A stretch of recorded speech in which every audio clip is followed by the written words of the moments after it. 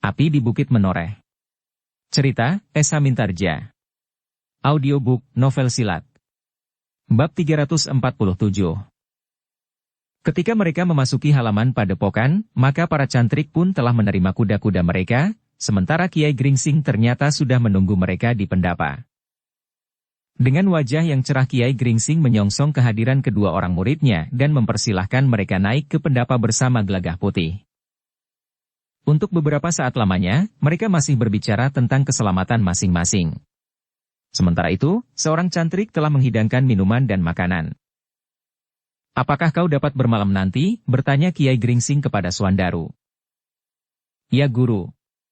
Untuk semalam aku dapat bermalam. Tetapi jika perlu 2 atau 3 malam, aku akan memerlukan tinggal, meskipun aku mohon seorang cantrik dapat memberikan kabar ke Sangkal Putung," jawab Swandaru. Kiai Gringsing mengangguk-angguk. Katanya, "Syukurlah. Mudah-mudahan aku tidak harus menahanmu lebih dari semalam." Swandaru mengangguk hormat. Katanya, "Aku akan menyediakan waktu secukupnya bagi guru jika itu memang sangat penting." "Baiklah," berkata Kiai Gringsing. Dan seperti kebiasaannya, maka Kiai Gringsing akan lebih senang berbicara di malam hari. Namun agaknya ada sesuatu yang ingin ditunjukkan kepada kedua orang muridnya dan Gelagah Putih. Karena itu, setelah minum beberapa teguk dan makan beberapa potong makanan, Kiai Gringsing telah mengajak kedua muridnya dan Gelagah Putih ke sanggar. Seperti yang dijanjikan kepada Agung Sedayu, maka Kiai Gringsing pun telah mempertunjukkan sebuah pistol kepada kedua muridnya. Senjata yang datang dari seberang lautan, dengan kemampuan melampaui senjata tajam yang sering mereka pergunakan. Memang bukan berarti bahwa senjata semacam ini tidak terlawan. Jenis senjata ini yang lebih besar pun nampaknya sedang diusahakan oleh Madiun lewat beberapa orang pemimpin daerah pesisir. Senjata yang disebut meriam itu memang mempunyai banyak kelebihan. Namun bagaimanapun juga tetap mempunyai keterbatasan. "Aku yakin bahwa Panembahan Senapati telah memahaminya," berkata Kiai Gringsing. Murid-muridnya itu pun mengangguk-angguk. Dengan nada rendah Agung Sedayu berkata, "Kita harus berusaha memahami watak senjata itu?" Swandaru mengangguk-angguk. Namun tiba-tiba ia bertanya, "Apakah di Mataram sama sekali belum ada senjata sejenis itu?" Kiai Gringsing menarik nafas dalam-dalam. Katanya, "Aku telah terpisah dari kegiatan Istana Mataram. Mungkin aku akan mendapatkan keterangan kelak jika aku sempat menghadap." "Guru akan menghadap?" bertanya Swandaru. Kiai Gringsing mengangguk kecil. Sambil tersenyum ia menjawab pertanyaan Swandaru. "Ya Swandaru. Rasa-rasanya ada dorongan untuk menghadap Panembahan Senapati, yang telah lama sekali tidak pernah bertemu." "Bukankah keadaan kesehatan guru kurang baik?" bertanya Swandaru. "Dalam beberapa hari ini aku merasa kesehatanku baik sekali. Apalagi jarak antara Jati Anom dan Mataram tidak terhitung jauh. Agaknya dengan duduk di atas punggung kuda aku tidak akan merasa letih," jawab Kiai Gringsing. "Kapan guru akan menghadap?" bertanya Swandaru. "Kita akan membicarakannya nanti," berkata Kiai Gringsing. "Aku juga belum menemukannya," jawab Kiai Gringsing. Swandaru termangu-mangu. Namun kemudian katanya, "Guru sebenarnya tidak perlu pergi. Guru dapat memerintahkan kami berdua untuk menghadap. Selain keadaan kesehatan guru, Panembahan Senapati tentu akan kurang memperhatikan kehadiran guru. Guru adalah orang yang kami hormati. Sehingga karena itu, maka biar kami sajalah yang pergi ke Mataram. Seandainya tanggapan Panembahan Senapati yang telah memegang kendali pemerintahan itu tidak sebaik yang kita harapkan, maka bagiku dan Kakang Agung Sedayu tidak akan terasa sangat pahit. Agak berbeda jika hal itu terjadi atas guru." Tetapi Kiai Gringsing tersenyum. Katanya, "Agaknya Panembahan Senapati tidak akan memperlakukan aku seperti itu, Swandaru. Bagaimanapun juga, ia akan selalu mengingat apa yang pernah terjadi serta hubungannya dengan kita. Kita yang akan selalu ingat akan hal itu guru." "Tetapi agaknya berbeda dengan Panembahan Senapati," jawab Swandaru. Kiai Gringsing masih saja tersenyum. Katanya, "Aku masih yakin akan hal itu, Swandaru. Karena itu, aku ingin menghadap. Aku ingin bertemu langsung dengan Panembahan Senapati." Swandaru menarik nafas dalam-dalam. Namun ia pun mengangguk-angguk kecil sambil berdesis. Jika itu yang dikehendaki oleh guru. Tetapi Swandaru masih juga berpaling kepada Agung Sedayu. Bahkan kerut keningnya menunjukkan keheranannya bahwa Agung Sedayu tidak membantunya mencegah gurunya pergi ke Mataram. Nampaknya perhatian Kakang Agung Sedayu sekarang sepenuhnya telah tertumpah kepada tanah perdikan itu. Ia tidak menghiraukan lagi apakah guru akan pergi ke Mataram atau bahkan pergi untuk tidak kembali sekalipun, berkata Swandaru di dalam hatinya. Namun mereka tidak berbincang lagi. Mereka pun kemudian telah kembali duduk di pendapa. Kiai Gringsing sama sekali tidak lagi menyinggung tentang rencananya pergi ke Mataram, serta persoalan-persoalan lain berhubungan dengan kehadiran Swandaru di padepokan itu. Tetapi Kiai Gringsing lebih banyak berbicara tentang padepokan kecil itu. Tentang para cantrik dan tanah yang telah mereka garap bagi kepentingan para cantrik di padepokan itu. Mereka telah menjadi terampil, berkata Kiai Gringsing. Mereka sudah menguasai berbagai macam pengetahuan tentang bercocok tanam. Tentang musim dan tentang kebiasaan beberapa jenis tumbuh-tumbuhan, pupuk dan cara memilih benih. Apakah guru masih juga memberikan pengetahuan tentang olah kanuragan kepada para cantrik? Bertanya Swandaru. Serba sedikit. Sekedar untuk melindungi diri mereka sendiri jika mereka kelak di rumahnya didatangi orang-orang yang ingin merampas haknya, jawab Kiai Gringsing. Swandaru mengangguk-angguk. Katanya, tentu ada baiknya guru. Apalagi jika keadaan kesehatan guru sedang kurang baik. Mungkin guru memerlukan mereka. Padepokan ini mungkin juga didatangi oleh orang-orang yang berniat buruk. Dikiranya di padepokan ini tersimpan harta benda. Tetapi untuk menjaga segala kemungkinan, agar mereka tidak justru menyalahgunakan, maka tingkat ilmu mereka pun harus dibatasi. Ya Swandaru, berkata Kiai Gringsing. Pada saatnya aku akan menunjukkan kepada kalian berdua, siapakah di antara mereka yang perlu mendapat pengawasan. Aku akan memberitahukan kepada kalian berdua, kebiasaan-kebiasaan para cantrik dan tingkat pengetahuan yang sudah mereka miliki. Pengetahuan yang beberapa jenis itu. Termasuk pengetahuan tentang obat-obatan. Kiai Gringsing berhenti sejenak, lalu. Pengetahuan obat-obatan adalah pengetahuan yang langsung dapat dipergunakan untuk menolong sesama. Seperti yang sudah aku tawarkan kepada Agung Sedayu, barangkali kau pun memerlukan pengetahuan itu Swandaru? Tetapi Swandaru tertawa. Katanya, mungkin bukan aku yang pantas untuk mengenalinya guru. Daya ingatku agak kurang baik untuk mengingat jenis tanaman akar-akar dan dedaunan yang dapat dipergunakan sebagai obat. Mungkin Kakang Agung Sedayu akan dapat menjadi pewaris yang baik dari ilmu obat-obatan yang guru miliki, sehingga ilmu itu tidak akan hapus begitu saja. Kiai Gringsing mengangguk-angguk. Katanya, memang mungkin kau akan kekurangan waktu untuk meneliti jenis-jenis dedaunan dan akar-akaran. Aku memang sudah menawarkan pula kepada kakangmu Agung Sedayu. Apakah kakang sanggup? Bertanya Swandaru sambil berpaling ke arah Agung Sedayu. Ya. Aku akan mencoba, berkata Agung Sedayu. Aku sudah mempunyai seorang pembantu yang mempunyai kesenangan menyelusuri rumpun-rumpun perdu di pinggir hutan. Ketika Swandaru mengerutkan keningnya, maka Agung Sedayu pun telah berpaling pula kepada Gelagah Putih. Kiai Gringsing tersenyum.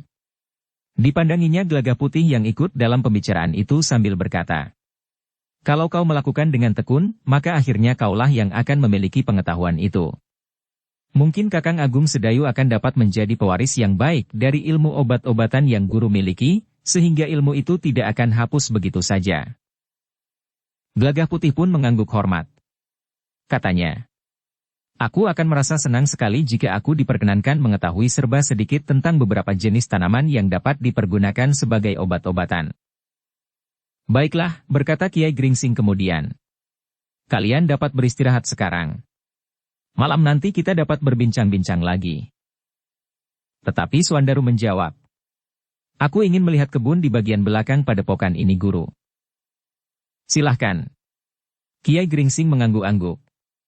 Ada beberapa jenis tanaman baru. Sebuah belumbang baru, tetapi dengan bentuk yang lain dari belumbang yang lama. Marilah, berkata Agung Sedayu. Kita berjalan-jalan di kebun. Ketika Kiai Gringsing yang wadaknya sudah lemah itu pergi ke biliknya untuk beristirahat, maka Agung Sedayu, Suandaru dan Gelagah Putih telah pergi ke kebun di belakang padepokan itu, melihat beberapa jenis tanaman yang ditanam oleh para cantrik. Tetapi mereka tidak terlalu lama berjalan mengelilingi kebun. Mereka pun kemudian telah duduk di sebuah gubuk di dekat kolam sehingga saatnya mereka pergi ke pakiwan untuk mandi. Ketika lampu-lampu minyak telah dinyalakan, maka Kiai Gringsing, kedua orang muridnya dan Gelagah Putih telah duduk di pendapa padepokan kecil itu. Sambil menghadapi minuman hangat dan beberapa potong makanan, mereka mulai berbicara tentang keadaan terakhir yang tentu akan mempunyai pengaruh, baik atas kademangan Sangkal Putung maupun atas tanah perdikan Menoreh. Tekanan pembicaraan Kiai Gringsing memang ditujukan kepada Suandaru, karena sebagian dari pembicaraan itu telah dikatakannya kepada Agung Sedayu sebelumnya. Jadi menurut perhitungan guru, Madiun dan Mataram tidak akan dapat menemukan jalan yang baik untuk memecahkan persoalan mereka, bertanya Suandaru. Nampaknya memang begitu, Suandaru. Namun kita memang tidak dapat dengan pasti menutup kemungkinan lain. Tetapi orang-orang Madiun agaknya telah bersiap-siap menghadapi kemungkinan yang paling keras itu, berkata Kiai Gringsing. Suandaru mengangguk-angguk. Namun katanya kemudian, nampaknya perang itu memang harus terjadi. Penempatan Pangeran Gagak Baning agaknya telah mempercepat pecahnya perang itu. Kiai Gringsing mengangguk-angguk. Lalu katanya, karena itu Suandaru, kau harus bersiap-siap menghadapi setiap kemungkinan. Jika perang itu terjadi, maka ada dua kemungkinan yang akan kau hadapi. Sepasukan pengawalmu akan ikut serta dalam pasukan Mataram menuju ke Madiun, atau pasukan Madiun yang menyerbu ke Mataram akan melalui kademanganmu.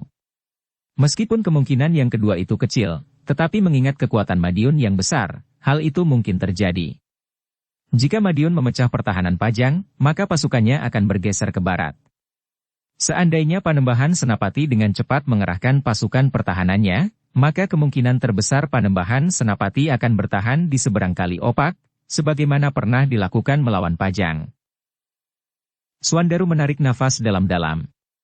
Katanya, Sangkal Putung akan mempersiapkan diri guru. Jika pasukan yang besar datang dari timur, maka para pengawal Sangkal Putung akan bertahan sampai orang yang terakhir.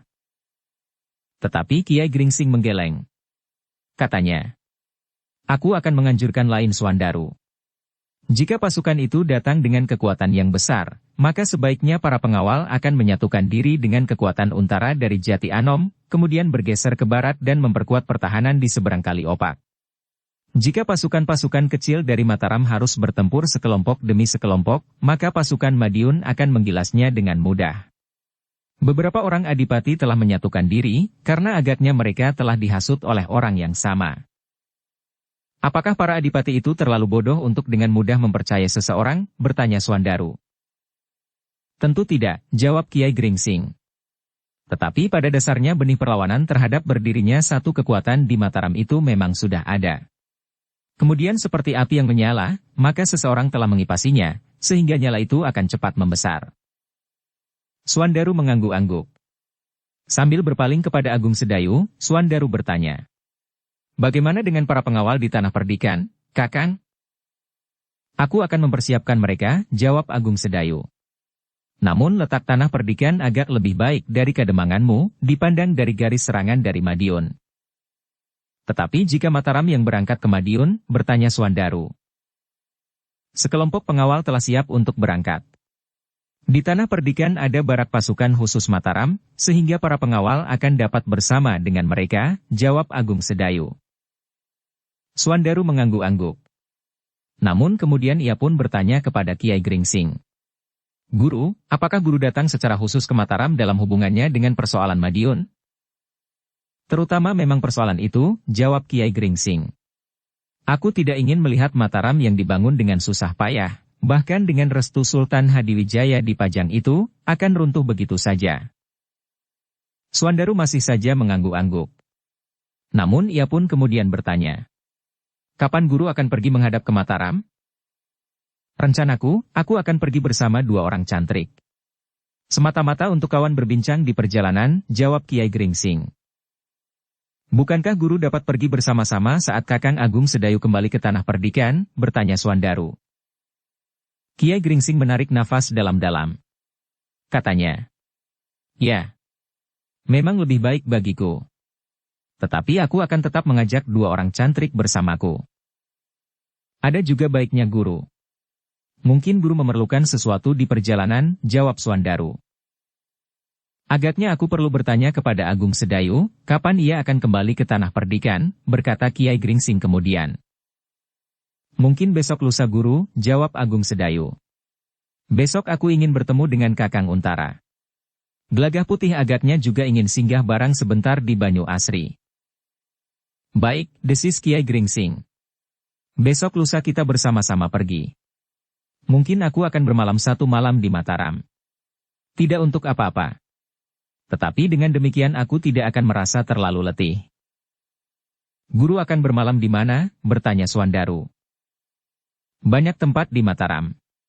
Jika Panembahan Senapati tidak memberi aku tempat bermalam, maka aku dapat pergi ke rumah Ki Juru atau Ki Lurah Beranjangan. Atau di penginapan sekalipun, jawab Kiai Gringsing. Suandaru mengangguk-angguk pula. Katanya kepada Agung Sedayu. Sebaiknya Kakang ikut bermalam di Mataram.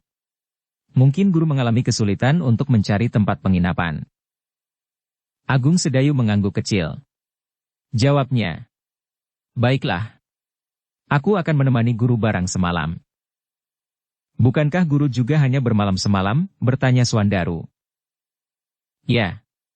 Kiai Gringsinglah yang menjawab. Suandaru pun kemudian berkata.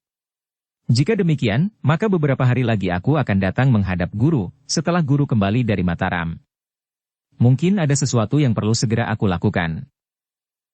Itu baik sekali Suandaru, sahut Kiai Gringsing. Aku memang sudah memikirkan kemungkinan untuk singgah di Sangkal Putung dari Mataram. Tetapi agaknya memang lebih baik kau datang kemari. Atau barangkali guru singgah di Sangkal Putung, kemudian baru kembali ke padepokan ini, bertanya Suandaru. Kau sajalah yang datang kemari. Bukankah kau dapat segera kembali tanpa bermalam di sini? Aku memang memikirkan juga tentang Pandanwangi, berkata Kiai Gringsing. Oh, belum waktunya guru. Masih memerlukan beberapa bulan lagi, jawab Suandaru. Tetapi kau tentu tidak akan meninggalkannya terlalu lama, berkata Kiai Gringsing. Ya guru, jawab Suandaru. Dalam pada itu, maka Kiai Gringsing pun kemudian berkata. Aku kira, tidak ada lagi yang ingin aku bicarakan. Aku memang hanya ingin menyampaikan beberapa pesan kepada Suandaru untuk berhati-hati menghadapi perkembangan keadaan. Dalam keadaan seperti sekarang ini, maka peperangan sebenarnya sudah dimulai. Tetapi bukan dalam wujud kewadagan. Mungkin dengan desas-desus, dengan hasutan-hasutan, atau dengan janji-janji. Bukan saja dilakukan oleh Madiun, tetapi juga oleh para pengikutnya. Karena itu kita harus tetap berhati-hati menghadapi setiap perkembangan keadaan, setiap berita dari setiap pernyataan-pernyataan yang tidak jelas sumbernya. Apalagi bagi Sangkal Putung yang telah banyak dikenal sejak perang antara Jipang dan Pajang. Baik guru, jawab Suandaru. Aku akan melakukannya dengan sebaik-baiknya. Syukurlah. Aku percaya bahwa kau akan dapat melakukannya. Jika besok Agung Sedayu menemui kakaknya, maka ia akan dapat menyesuaikan keadaan ini dengan perintah-perintah yang diterima Untara langsung dari Mataram. Mungkin Mataram telah mengambil langkah-langkah tertentu, meskipun baru khusus bagi para prajurit, berkata Kiai Gringsing kemudian. Aku juga akan menyesuaikan diri guru. Jika ada hal yang penting, aku mohon Kakang Agung Sedayu sempat singgah. Tetapi jika tidak, terserah saja kepada Kakang, berkata Suandaru kemudian. Tetapi Agung Sedayu menjawab. Maaf Adi Suandaru. Mungkin aku akan langsung kembali ke Tanah Perdikan bersamaan dengan keberangkatan guru, tanpa singgah di Sangkal Putung. Baiklah. Asal setiap ada perkembangan baru yang terjadi, aku dapat diberitahu. Terutama dari padepokan ini, berkata Suandaru kemudian. Kiai Gringsing mengangguk kecil. Katanya. Aku akan selalu mengusahakan hubungan yang lebih rapat. Para cantrik akan lebih sering pergi ke Sangkal Putung. Terima kasih guru, jawab Suandaru. Sementara itu maka Kiai Gringsing pun berkata. Rasa-rasanya aku sudah terlalu lama duduk berbincang. Aku ingin beristirahat. Silahkan guru, jawab Agung Sedayu dan Suandaru hampir berbareng. Sepeninggal Kiai Gringsing, Suandaru masih berbincang beberapa lama dengan Agung Sedayu. Bahkan Suandaru sempat bertanya kepada Gelagah Putih. Bagaimana dengan ilmumu? Gelagah Putih memang menjadi bingung untuk menjawab. Namun sambil tersenyum Agung Sedayulah yang menjawab. Anak ini agak malas. Suandaru tersenyum. Dipandanginya Agung Sedayu dan Gelagah Putih berganti-ganti. Agung Sedayu mengerti perasaan Suandaru. Karena itu, sambil tersenyum pula ia berkata, bukankah kau akan mengatakan bahwa Gelagah Putih malas seperti kakak sepupunya? Suandaru tertawa. Katanya, bukan aku yang mengatakannya, tetapi Kakang Agung Sedayu sendiri. Agung Sedayu mengangguk. Ia pun tertawa. Tetapi ia berkata, meskipun malas, tetapi ada kelebihan Gelagah Putih dari aku. Apa? Bertanya Suandaru. Setiap malam ia turun ke sungai. Bahkan kadang-kadang 2 kali dalam semalam, jawab Agung Sedayu. Untuk menjalani laku dalam penempaan ilmu, bertanya Suandaru mulai bersungguh-sungguh. Tetapi jawab Agung Sedayu membuat Suandaru tertawa lagi. Ya. Memang menjalani laku. Membuka peliridan. Oh, Suandaru justru tertawa lebih keras. Gelagah Putih sendiri bahkan ikut tertawa pula. Peringatan guru merupakan cambuk bagi kita, berkata Suandaru kemudian. Lalu katanya bersungguh-sungguh. Biarlah kitab itu ada pada Kakang Agung Sedayu sampai saatnya Pandanwangi melahirkan. Karena selama itu, aku tidak akan mempergunakannya. Aku akan lebih banyak memperhatikan Pandanwangi, di samping tugas-tugasku sehari-hari membantu ayah yang sudah menjadi semakin tua pula seperti guru. Agung Sedayu mengangguk-angguk. Katanya, terima kasih. Aku akan memanfaatkan kitab itu sebaik-baiknya. Tetapi kau pun harus mulai memikirkan tanah perdikan. Ki Gede pun menjadi semakin tua pula sebagaimana Ki Demang dan guru. Suandaru mengangguk-angguk. Namun kemudian katanya, aku sangat terikat dengan Kademangan Sangkal Putung. Karena itu aku minta Kakang Agung Sedayu dapat berbuat lebih banyak bagi tanah perdikan itu. Tetapi sudah tentu pada suatu saat memerlukan pemecahan, berkata Agung Sedayu. Suandaru mengangguk-angguk. Tetapi katanya, kita akan memikirkannya kelak. Sesudah Pandanwangi melahirkan, atau sesudah persoalan antara Mataram dan Madiun selesai.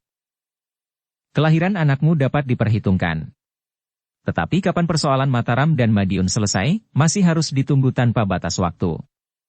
Mungkin sebulan, mungkin setengah tahun, bahkan mungkin lebih lama lagi, jawab Agung Sedayu. Namun Suandaru masih saja mengelak. Besok kita pikirkan lagi.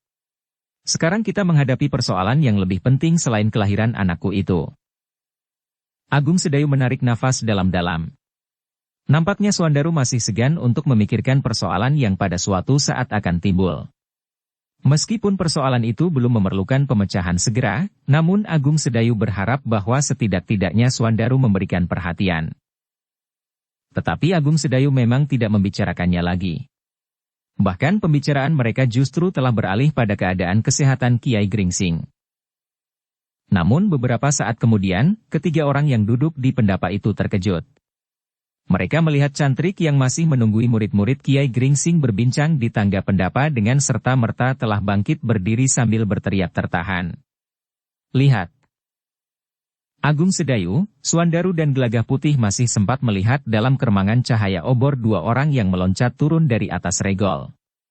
Agaknya pintu regol telah ditutup, sehingga kedua orang itu telah meloncat tanpa mau mengetuk pintunya.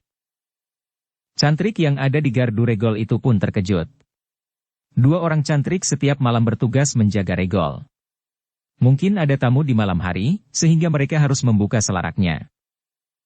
Namun karena kedua orang itu memasuki halaman dengan meloncat dari atas regol, maka kedua orang cantrik itu telah meloncat mendekat. Siapa kau? Bertanya salah seorang di antara kedua cantrik itu. Kedua orang itu tidak menghiraukannya. Ketika kedua orang cantrik itu akan menahannya, maka keduanya telah dikibaskannya sehingga jatuh terpelanting.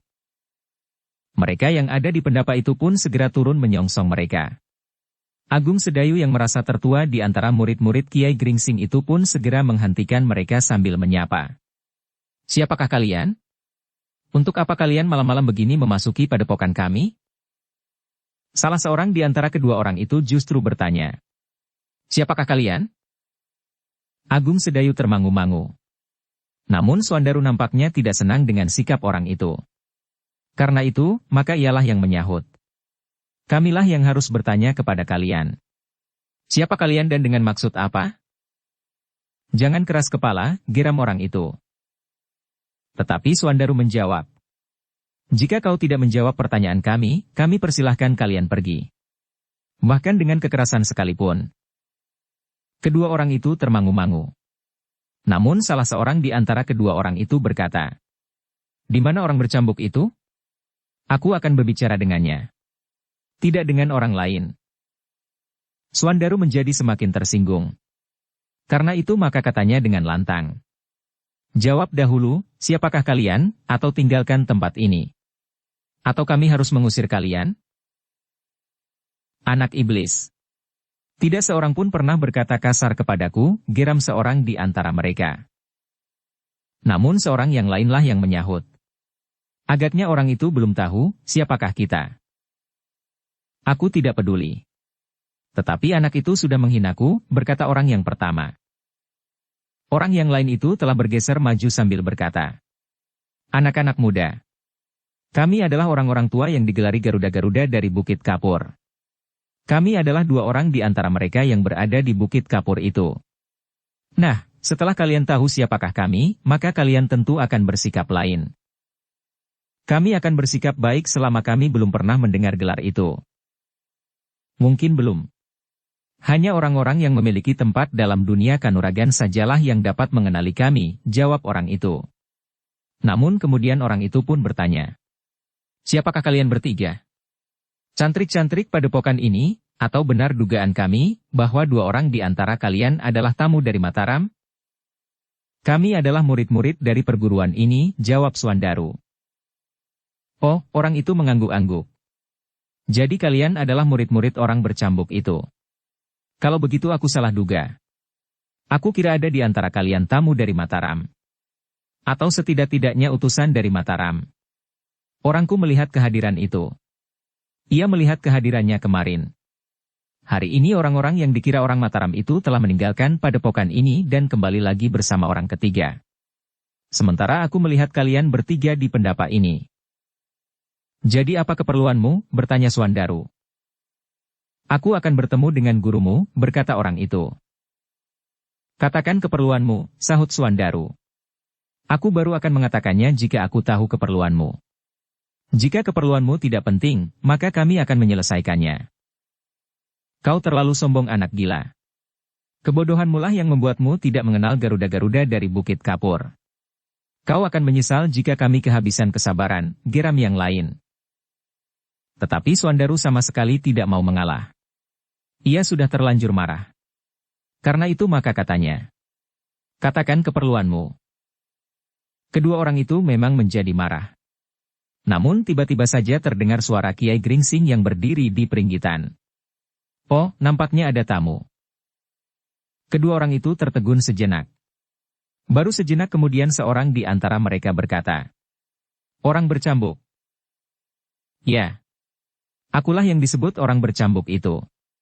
Di padepokan ini aku dipanggil Kiai Gringsing, berkata Kiai Gringsing. Oh, kedua orang itu mengangguk-angguk. Seorang di antara mereka berkata, maaf jika aku tidak mengenal nama Kiai. Karena kami hanya mengenal Kiai sebagai orang bercambuk itu. Marilah Kisanak, silahkan. Aku sudah mendengar sebutan Kisanak berdua. Dua orang di antara Garuda-Garuda dari Bukit Kapur. Tetapi Kisanak berdua tentu mempunyai tetengar di samping sebutan itu, berkata Kiai Gringsing. Namaku Wirasana, dan adik seperguruanku ini dipanggil Kertabaya, jawab orang itu. Kiai Gringsing mengangguk-angguk. Lapun kemudian menyongsong kedua orang itu turun ke halaman, sementara Agung Sedayu, Swandaru dan Gelagah Putih telah bergeser. Aku dengar, Kisanak salah duga, berkata Kiai Gringsing. Muridku yang datang kemarin kalian sangka utusan dari Mataram. Nampaknya kalian telah lama mengamat-amati padepokan kecil ini, sehingga kalian melihat kedatangan muridku yang tua dan kemudian muridku yang muda. Demikian besar perhatian Kisanak atas padepokanku ini, sehingga aku wajib mengucapkan terima kasih. Ya. Kami memang menaruh perhatian terhadap padepokan kecil ini sejak Kiai Gringsing pergi ke Madiun, jawab orang itu. Marilah. Silahkan duduk, Kiai Gringsing mempersilahkan mereka. Kedua orang itu termangu-mangu sejenak. Namun kemudian mereka pun telah naik dan duduk di pendapa. Agung Sedayu, Swandaru dan Gelagah Putih duduk pula di belakang Kiai Gringsing, berhadapan dengan kedua orang tamu yang datang malam-malam itu. Kisanak, berkata Kiai Gringsing. Aku memang pernah mendengar gelar Garuda dari Bukit Kapur. Tetapi hanya untuk seorang yang berilmu sangat tinggi pada waktu itu. Bukan Garuda-Garuda dari Bukit Kapur yang jumlahnya agak menjadi banyak. Kami adalah murid-muridnya. Kami mewarisi ilmu yang tinggi itu, sehingga atas izin guru, kami digelari Garuda-Garuda dari Bukit Kapur.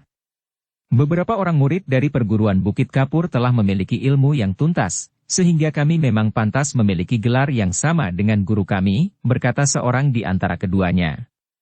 Di mana gurumu sekarang? Bertanya Kiai Gringsing. Guru sudah tidak ada.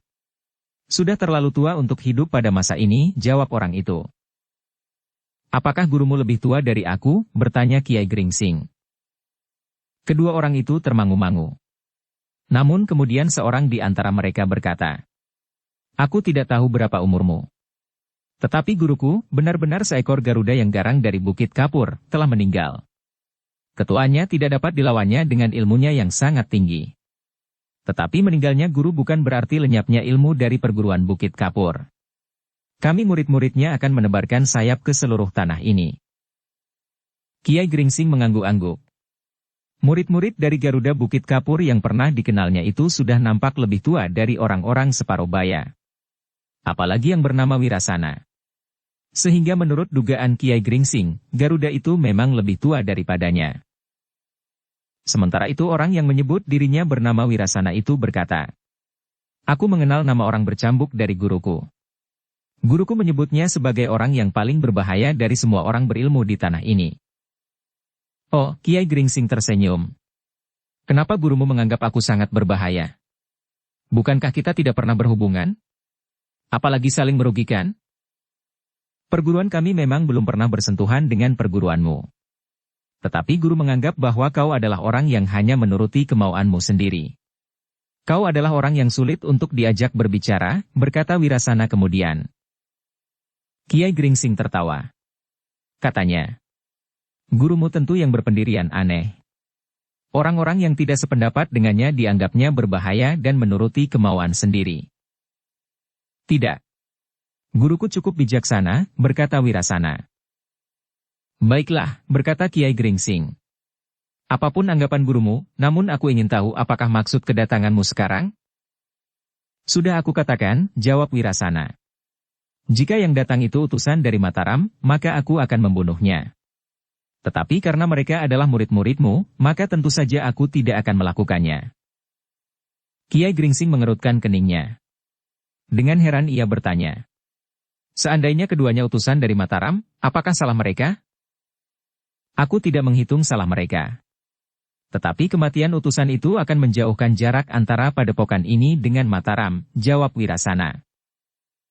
Tetapi apakah maksudmu sebenarnya? Bertanya Kiai Gringsing. Kiai, berkata Wirasana. Kami berniat untuk memaksa Kiai bergabung dengan kami. Mau tidak mau.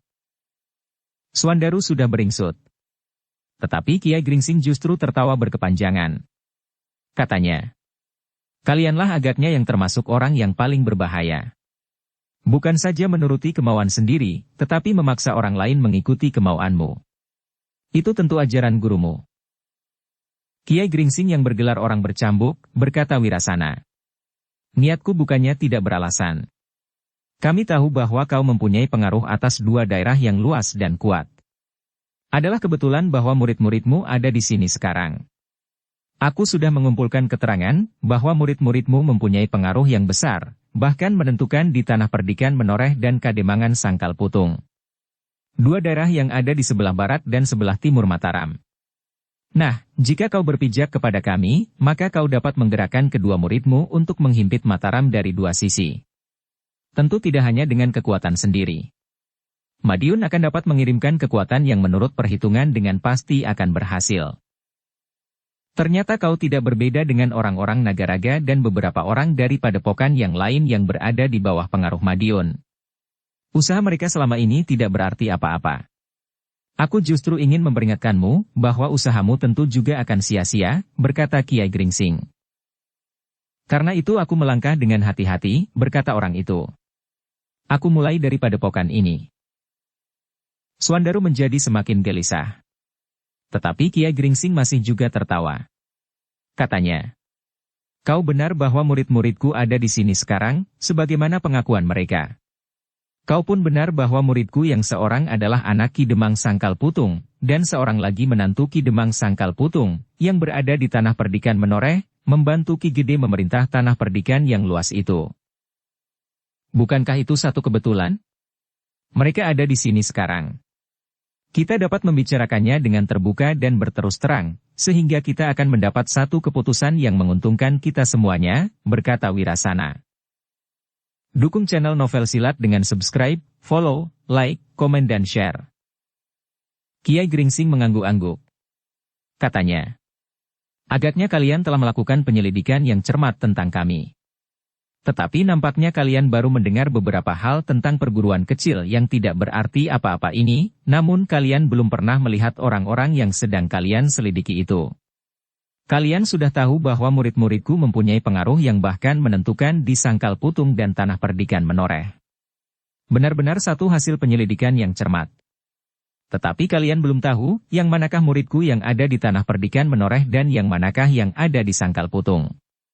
Orang-orangmu tentu tidak akan dapat menggambarkan keduanya dengan tepat, atau barangkali keterangan terperinci tentang mereka belum ada. Tidak terlalu sulit, berkata Wirasana. Tentu orang yang kami sangka orang Mataram itulah yang berada di Tanah Perdikan Menoreh. Kiai Gringsing tertawa. Namun ia masih bertanya. Tetapi apakah orang-orangmu yang mengamati padepokan kecil ini untuk beberapa hari dapat mengatakan kepadamu sehingga kau mampu mengenali, yang mana muridku yang kau sangka, tamu dari Mataram itu? Kedua orang itu termangu-mangu. Namun seorang di antara mereka yang bernama Kertabaya itu berkata, kau jangan membicarakan soal-soal yang remeh seperti itu. Bukankah sekarang kau dapat mengatakan yang mana muridmu yang ada di Menoreh, dan yang mana yang ada di Sangkal Putung? Kau tidak perlu berteka-teki seperti berbicara dengan anak-anak. Cukup, Swandarulah yang tidak dapat menahan diri lagi. Ingat, kau berbicara dengan guru. Kau kira kami murid-muridnya tidak dapat berbuat kasar seperti yang kau lakukan itu. Wajah Kertabaya menjadi merah. Tetapi Kiai Gringsing pun kemudian berkata, sudahlah. Sekarang katakan niatmu untuk memaksaku berpihak kepadamu. Apakah keuntungannya dan kemungkinan-kemungkinannya? Mustahil kalau kau tidak tahu bahwa jalur kekuasaan Demak mengalir dalam diri Panembahan Madiun.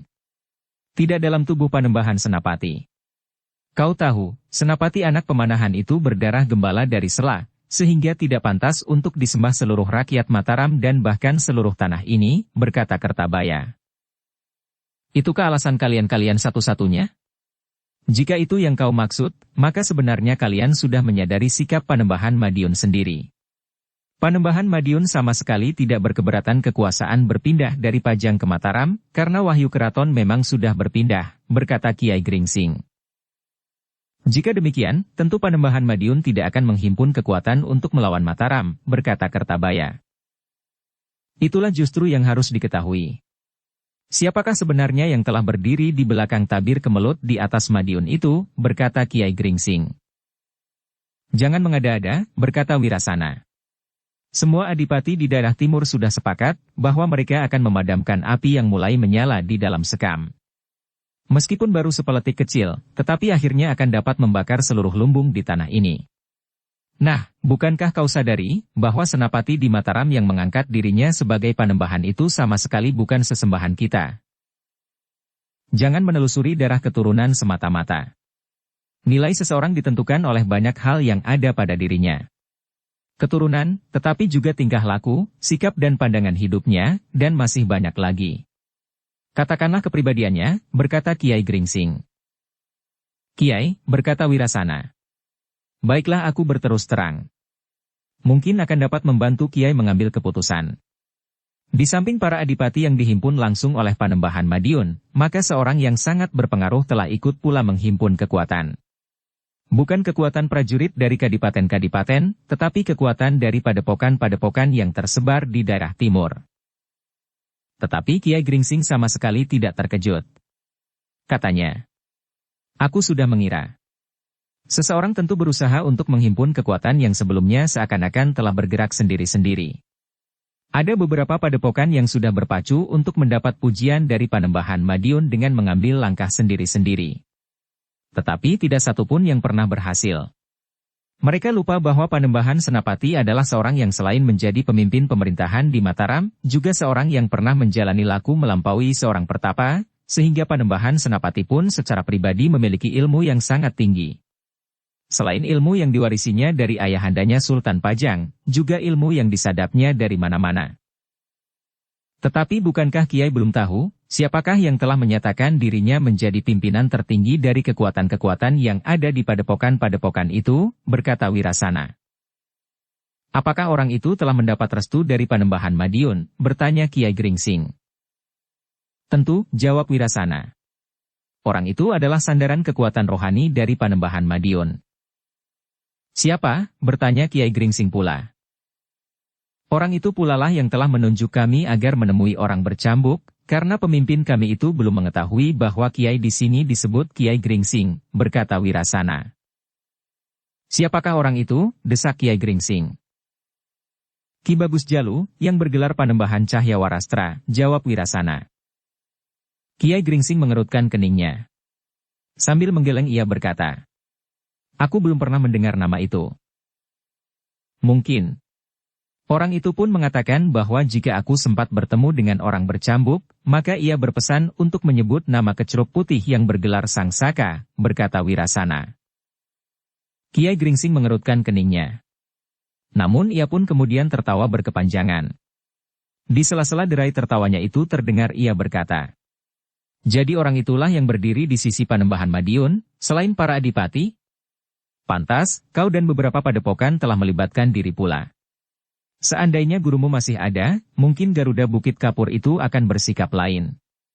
Tetapi gurumu sudah tidak ada. Dan kalian tidak tahu apa-apa tentang masa lampau yang panjang tentang Kecuruk Putih itu." Kedua orang yang mengaku Garuda Bukit Kapur itu termangu-mangu sejenak. Namun di antara mereka yang bernama Kertabaya itu berkata, "Tidak. Guruku pun akan berkata sebagaimana kami katakan sekarang. Perguruan Bukit Kapur akan menyatakan diri di bawah pimpinan Panembahan Madiun dan Ki Bagus Jalu yang bergelar Panembahan Cahyawarastra." Tetapi Kiai Gringsing menggelengkan kepalanya. "Sayang, Kisanak. Aku telah mengenal Kecuruk Putih yang bergelar Sang Saka itu dengan kesan tersendiri. Agaknya guruku benar. Kau adalah orang yang tidak mudah untuk diajak bicara," berkata Kertabaya. "Tetapi aku minta kau meyakini kata-kataku. Lebih baik kau berpihak kepada kami. Jika Panembahan Madiun berhasil, maka kepemimpinannya akan memungkinkan para muridmu bukan saja akan berpengaruh di Sangkal Putung dan Tanah Perdikan Menoreh, tetapi Kademangan Sangkal Putung pun akan menjadi Tanah Perdikan pula. Beberapa kademangan di sekitarnya akan termasuk ke dalam kuasa Tanah Perdikan Sangkal Putung, sementara muridmu yang lain akan berkuasa di Tanah Perdikan Menoreh yang diperluas. Bukankah Panembahan Madiun akan berhak memberikan wewenang atas berdirinya sebuah tanah perdikan dengan kuasanya, jika Mataram sudah dihancurkan?" Kiai Gringsing tertawa pula. Katanya, "Jangan seperti berbicara dengan kanak-kanak yang menuruti kemauan orang lain dengan sepotong gula aren di tangan. Ingat Kisanak, yang kami lakukan sampai saat ini adalah satu sikap dengan satu keyakinan. Karena itu, sadarilah bahwa kalian tidak akan berhasil. Nasib kalian tidak akan lebih baik dari Nagaraga. Dengan mengirim Pangeran Singasari ke Bukit Kapur," desis Kertabaya. "Satu langkah yang mustahil dilakukan. Jika pasukan Mataram saat ini memasuki Madiun dan lingkungannya, maka perang itu akan pecah. Seandainya dengan sembunyi-sembunyi prajurit Mataram merayap naik ke Bukit Kapur, maka kalian tidak akan menjumpai apa-apa lagi di sana, selain sebuah padepokan yang kosong." "Sudahlah Kisanak," berkata Kiai Gringsing. "Waktumu terbuang sia-sia. Bukannya sama sekali tidak mempertimbangkan kemungkinan sebagaimana yang kalian tawarkan. Tetapi yang kalian tawarkan itu bertentangan dengan keyakinan kami. Karena itu, maka maafkan kami. Sampaikan kepada Ki Bagus Jalu, bahwa kami tidak dapat bekerja bersama dengan mereka, berkata Kiai Gringsing. Jika demikian, untuk apa kau pergi ke Madiun? Atau barangkali kaulah yang ingin mendampingi Panembahan Madiun dan memimpin para pemimpin padepokan di daerah timur? Kiai Gringsing tersenyum. Katanya, itulah pokok persoalan yang sebenarnya. Kalian lebih baik tidak berbelit-belit. Kalian, dan barangkali Ki Bagus Jalu yang bergelar Panembahan Cahya Warastra itu, cemas mendengar kehadiranku di Madiun.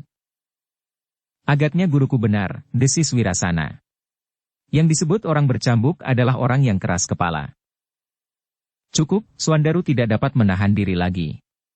Namun dengan isyarat Kiai Gringsing menahannya ketika ia ingin bergeser maju. Dengan nada rendah Kiai Gringsing berkata, kapan gurumu berkata kepadanya, bahwa orang bercambuk itu keras kepala? Kemarin, atau ketika aku berada di Madiun? Atau jauh sebelum itu, karena gurumu sudah meninggal? Dalam hubungan apa gurumu berkata kepadamu bahwa orang bercambuk itu keras kepala? Atau tiba-tiba saja, tanpa sebab dan tanpa persoalan apapun juga Kisanak?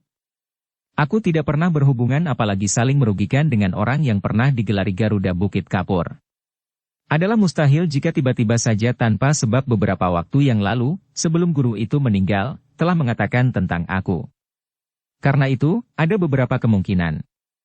Bukan gurumu yang mengatakan tentang aku, orang bercambuk. Sedangkan kemungkinan lain, kau bukan murid Garuda Bukit Kapur.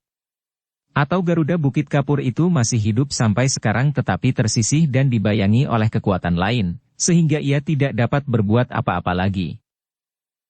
Kiai, wajah Kertabaya menjadi merah. Kau jangan asal saja berucap. Kau berbicara dengan murid-murid terpercaya dari Bukit Kapur. Bahkan guru telah membenarkan kami disebut Garuda-Garuda dari Bukit Kapur. Swandaru benar-benar telah sulit dicegah. Ia pun beringsut beberapa jengkal sambil menggeram. Kalian mau apa? Kalian berada di perguruan orang bercambuk. Jika kalian ingin membuat persoalan, maka kami akan melayani kalian. Kami tahu bahwa kalian tidak hanya berdua. Tentu ada orang lain. Setidak-tidaknya orang-orang yang selama ini mengamati padepokan ini. Tetapi jika kalian ingin dihancurkan di sini, maka kami akan melakukannya. Kedua orang itu pun agaknya menjadi marah. Tetapi Kiai Gringsing berkata, bukankah kalian adalah sekedar utusan? Kembalilah. Katakan kepada Ki Bagus Jalu yang pernah disebut Kecruk Putih dan bergelar siapapun menurut kesukaannya itu, bahwa aku orang bercambuk, tidak dapat mempertimbangkan sarannya. Sebaiknya ia tidak mencampuri persoalan yang berkembang antara Mataram dan Madiun sekarang ini, karena apa yang dilakukannya itu hanya akan menambah korban saja. Kedua orang itu saling berpandangan sejenak. Sementara Kiai Gringsing berkata selanjutnya, lakukanlah apa yang aku katakan. Kedua orang itu saling berpandangan sejenak. Nampaknya keduanya tidak dapat menerima begitu saja saran Kiai Gringsing, sehingga karena itu, maka Wirasana pun berkata, Kiai, sebaiknya Kiai jangan bersikap begitu keras. Seolah-olah Kiai menganggap bahwa Ki Bagus Jalu sama sekali tidak mampu berbuat sesuatu atas padepokan ini. Aku tidak berpendapat seperti itu, berkata Kiai Gringsing. Tetapi menurut pendapatku, kalian adalah utusan yang telah melakukan tugas kalian dengan baik. Kalian diperintahkan untuk menemui aku dan kalian sudah bertemu dengan aku. Kalian telah menyampaikan pesan Ki Bagus Jalu yang bergelar Panembahan Cahya Warastra. Bukankah kewajiban kalian telah kalian lakukan? Tugas itu akan kalian lengkapi dengan membawa jawabanku kepada Ki Bagus Jalu itu. Nah, apalagi yang akan kalian lakukan? Kiai, berkata Wirasana. Menurut pendengaran kami, Kiai yang dikenal dengan orang bercambuk itu kini telah menjadi tidak berarti lagi setelah Kiai menjadi semakin tua. Meskipun Kiai masih mampu pergi ke Madiun, tetapi menilik wujud lahiriah, Kiai sudah menjadi semakin lemah. Karena itu, maka nampaknya Kiai bukan lagi orang bercambuk beberapa saat yang lalu. Apa maksudmu? Bertanya Kiai Gringsing. Kiai berhadapan dengan Dutang Rampungi. Jika Kiai tidak bersedia bergabung dengan kami, maka sebaiknya padepokan ini kami lenyapkan saja dari lingkungan Mataram, berkata Kertabaya. Suandaru benar-benar tidak menahan diri lagi. Dengan geramnya ia berkata, "Baik. Baik. Lakukan jika kau mampu." Tetapi Kiai Gringsing masih tertawa. Katanya, "Kalian adalah anak-anak burung yang meskipun Garuda yang garang, tetapi baru saja menetas dari butir-butir telur. Kalian seakan-akan belum berbulu yang dapat membawa kalian terbang tinggi. Kalian belum mempunyai kuku-kuku yang tajam yang dapat mencengkeram lawan jika lawan itu kalian hadapi. Paruh kalian masih lunak sehingga tidak akan mampu mematuk daging kelinci sekalipun. Meskipun wujud lahiriah kalian adalah orang-orang yang barangkali lebih tua dari murid-muridku, tetapi dalam olah kanuragan kalian tidak akan dapat mengimbanginya. Kalian harus menyadari bahwa Garuda Bukit Kapur itu memang seorang yang berilmu tinggi. Tetapi bukan termasuk beberapa orang yang berada dalam puncak kemampuan di bumi Pajang, apalagi Demak pada masa itu. Karena itu, tinggalkan tempat ini selagi kalian sempat." Wajah kedua orang itu menjadi merah. Sementara itu Suandaru berkata, "Guru, biarlah mereka membuktikan, apakah benar mereka Garuda-Garuda Bukit Kapur atau tidak lebih dari burung kutilang yang memang pandai berbicara." Suaranya memang merdu dan menawan. Tetapi sama sekali tidak akan mampu melepaskan diri dari terkaman burung alap-alap. Silahkan guru melihat dan menilai. Sementara aku akan melawan seorang di antara mereka dan Kakang Agung Sedayu bersama Gelagah Putih akan melawan seorang yang lain. Bahkan seandainya mereka akan memanggil kawan-kawannya yang sejak beberapa hari berkeliaran di sekitar padepokan ini, kita tidak akan berkeberatan. Kiai Gringsing masih tertawa, katanya, "Itu tidak perlu." Wajah Suandaru menjadi tegang. Demikian pula wajah Gelagah Putih. Telinganya sudah panas mendengar kata-kata orang yang menyebut diri mereka dengan gelar Garuda-Garuda dari Bukit Kapur itu. Namun menjadi semakin panas mendengar cara Suandaru membagi tugas. Seolah-olah Agung Sedayu tidak akan mampu melawan salah seorang di antara kedua orang itu. Tetapi Gelagah Putih tidak dapat berbuat apa-apa, karena Agung Sedayu yang seharusnya langsung tersinggung itu juga tidak berbuat apa-apa. Sebenarnya lah Agung Sedayu memang tersinggung. Tetapi apakah ia akan membuat persoalan justru di hadapan orang-orang yang akan memusuhi padepokan itu? Karena itu, maka Agung Sedayu yang sudah terbiasa menahan diri itu tidak memberikan tanggapan apapun juga, sehingga seolah-olah ia mengakui pernyataan Suandaru itu. Sementara itu Gelagah Putih mengharap bahwa perselisihan itu benar-benar akan menimbulkan benturan-benturan. Ia bahkan akan minta kepada Agung Sedayu untuk melawan seorang di antara kedua orang dari Bukit Kapur itu sendiri. Jika Suandaru mampu mengalahkan salah seorang dari mereka, maka Gelagah Putih pun akan melakukannya pula. Tetapi baik Gelagah Putih maupun Suandaru menjadi kecewa, karena agaknya Kiai Gringsing tidak menghendaki benturan kekerasan itu. Kiai Gringsing sendiri kemudian telah mengurai cambuknya sambil berkata, "Anak-anak Garuda dari Bukit Kapur. Cambuk inilah yang agaknya membuat orang memanggilku orang bercambuk. Nah, barangkali kau juga ingin melihat, apakah cambukku pantas mendapat perhatian begitu besar sehingga menjadi sebutan bagiku." Kedua orang dari Bukit Kapur itu tidak tahu maksud Kiai Gringsing. Namun akhirnya mereka pun menjadi berdebar-debar. Cambuk yang juntainya melingkar di hadapan Kiai Gringsing sedangkan tangkainya ada di dalam genggaman orang tua itu, perlahan-lahan terurai sendiri. Bahkan kemudian cambuk Kiai Gringsing itu telah memancarkan semacam asap tipis yang semakin lama semakin banyak, sehingga akhirnya asap itu menjadi semacam kabut yang tebal yang menyelubungi pendapa itu.